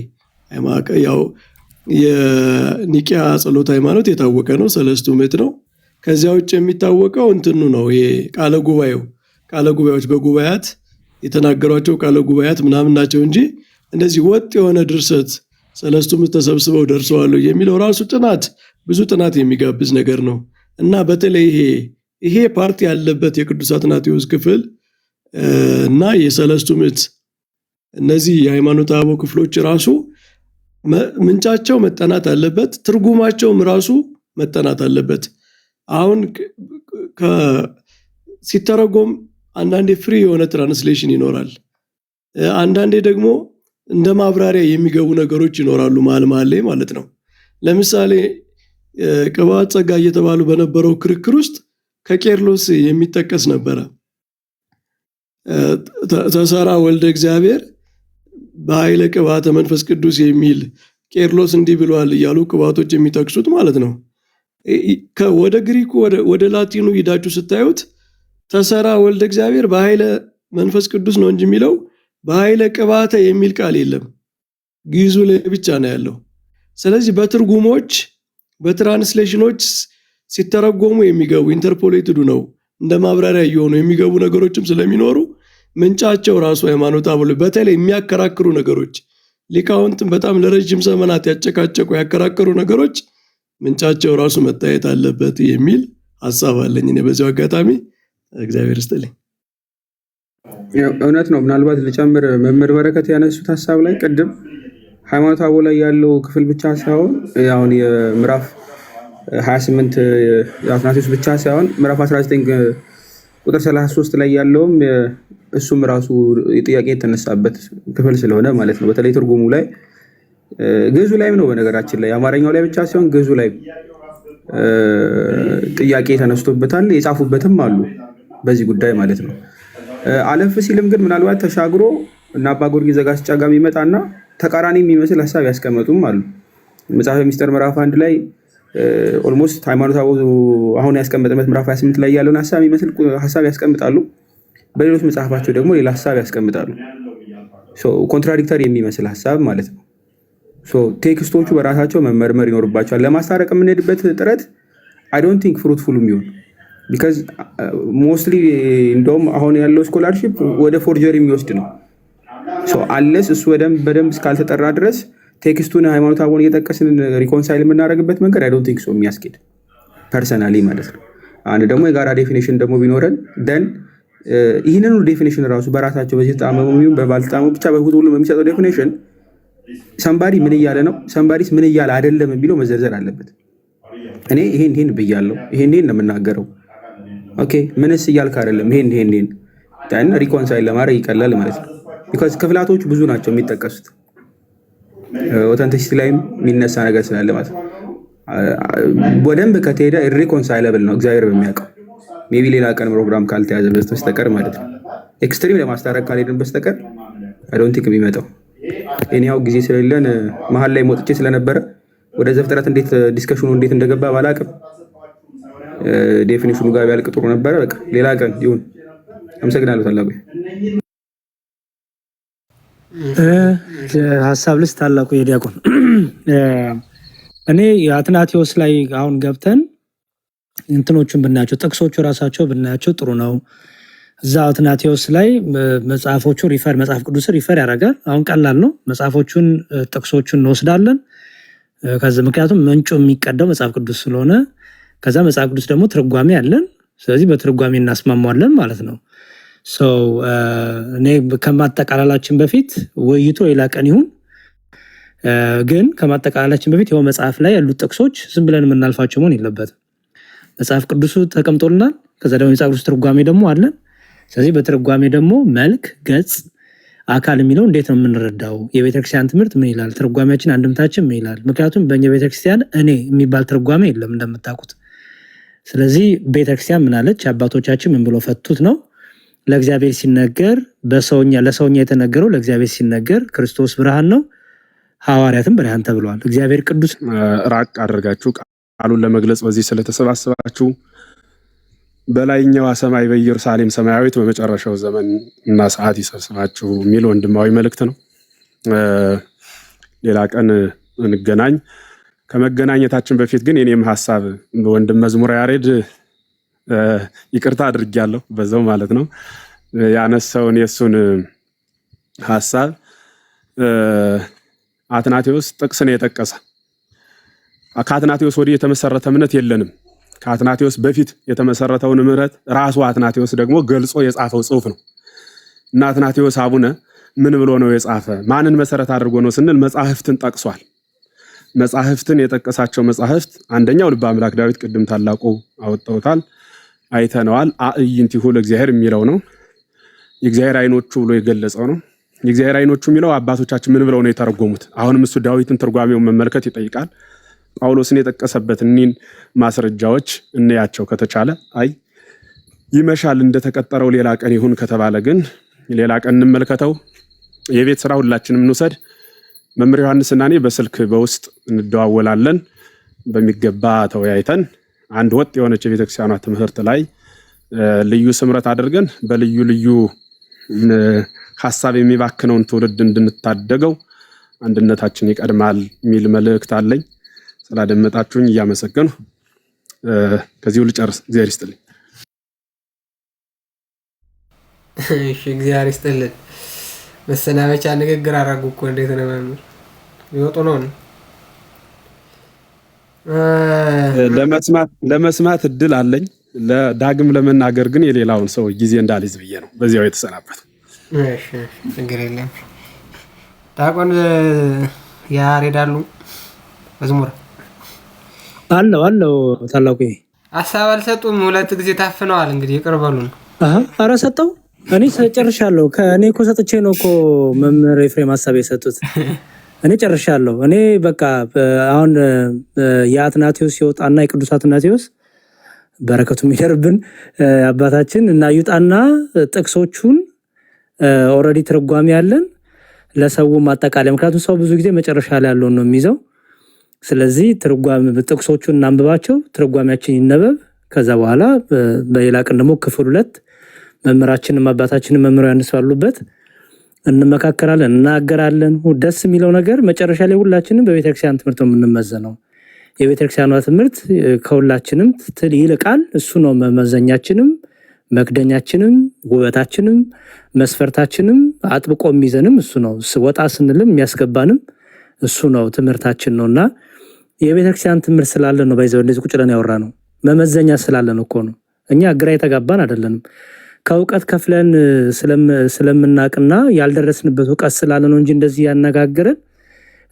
መጨረሻ ላይ ግን መመዘኛ አለን። ሪፈር እናድርግ እስቲ። ዳኛ ብንል የምንጠራው ዳኛ የቤተክርስቲያናችን ትምህርት ቅዱስ ትውፊት፣ ትርጓሜ፣ ቀኑና ዶግማ አለን። ስለዚህ ያ አሪፍ ነገር ነው። እግዚአብሔር ደግሞ በዚህ ቤተክርስቲያን ስላደረገን የሚመስገን። እኔ ጥቅሶቹ ይታዩ ባይ ነኝ። ዲያቆን እግዚአብሔር ይስጥልኝ። እሺ፣ እግዚአብሔር ይስጥልን። እናየዋለን። ግን ምናልባት ፎር ዶስ ኦፍ ዩ ለምትሰሙ እና የመናገር እድሉ የሌላችሁ ገስት ላይ የሌላችሁ ሰዎች ማለት ነው መጀመሪያ የተነጋገርንበትን ክፍል አትዘንጉ፣ በደንብ አድርጋችሁ ያዙ። ቀጣይ ክፍል 2 ላይ ቀን ወስነን እንለያይና እንገናኛለን። መምህር ዮሐንስም እና የዚህ ፕሮፖነንቶቹ የዚህ ሀሳብ ፕሮፖነንት እንዲመጡ እንዲገኙ ማድረግ ብንችል ጥሩ ይመስለኛል። ያው ለመቀራረብ እና ለመነጋገር እንዲመች ማለት ነው። ከዛ ውጪ ግን ከዚህ በኋላ ማብራሪያ መስጠቱ ያን ያክል እንትን የሚል አይመስለኝም። ግን ቢሆንም እነዚህ ጥቅሶቹን እንያቸው። ጥቅሶቹ ሃይማኖተ አበው ላይ ያሉት አሁን ዘፍጥረት ትርጓሜ ላይ የገባው ክፍል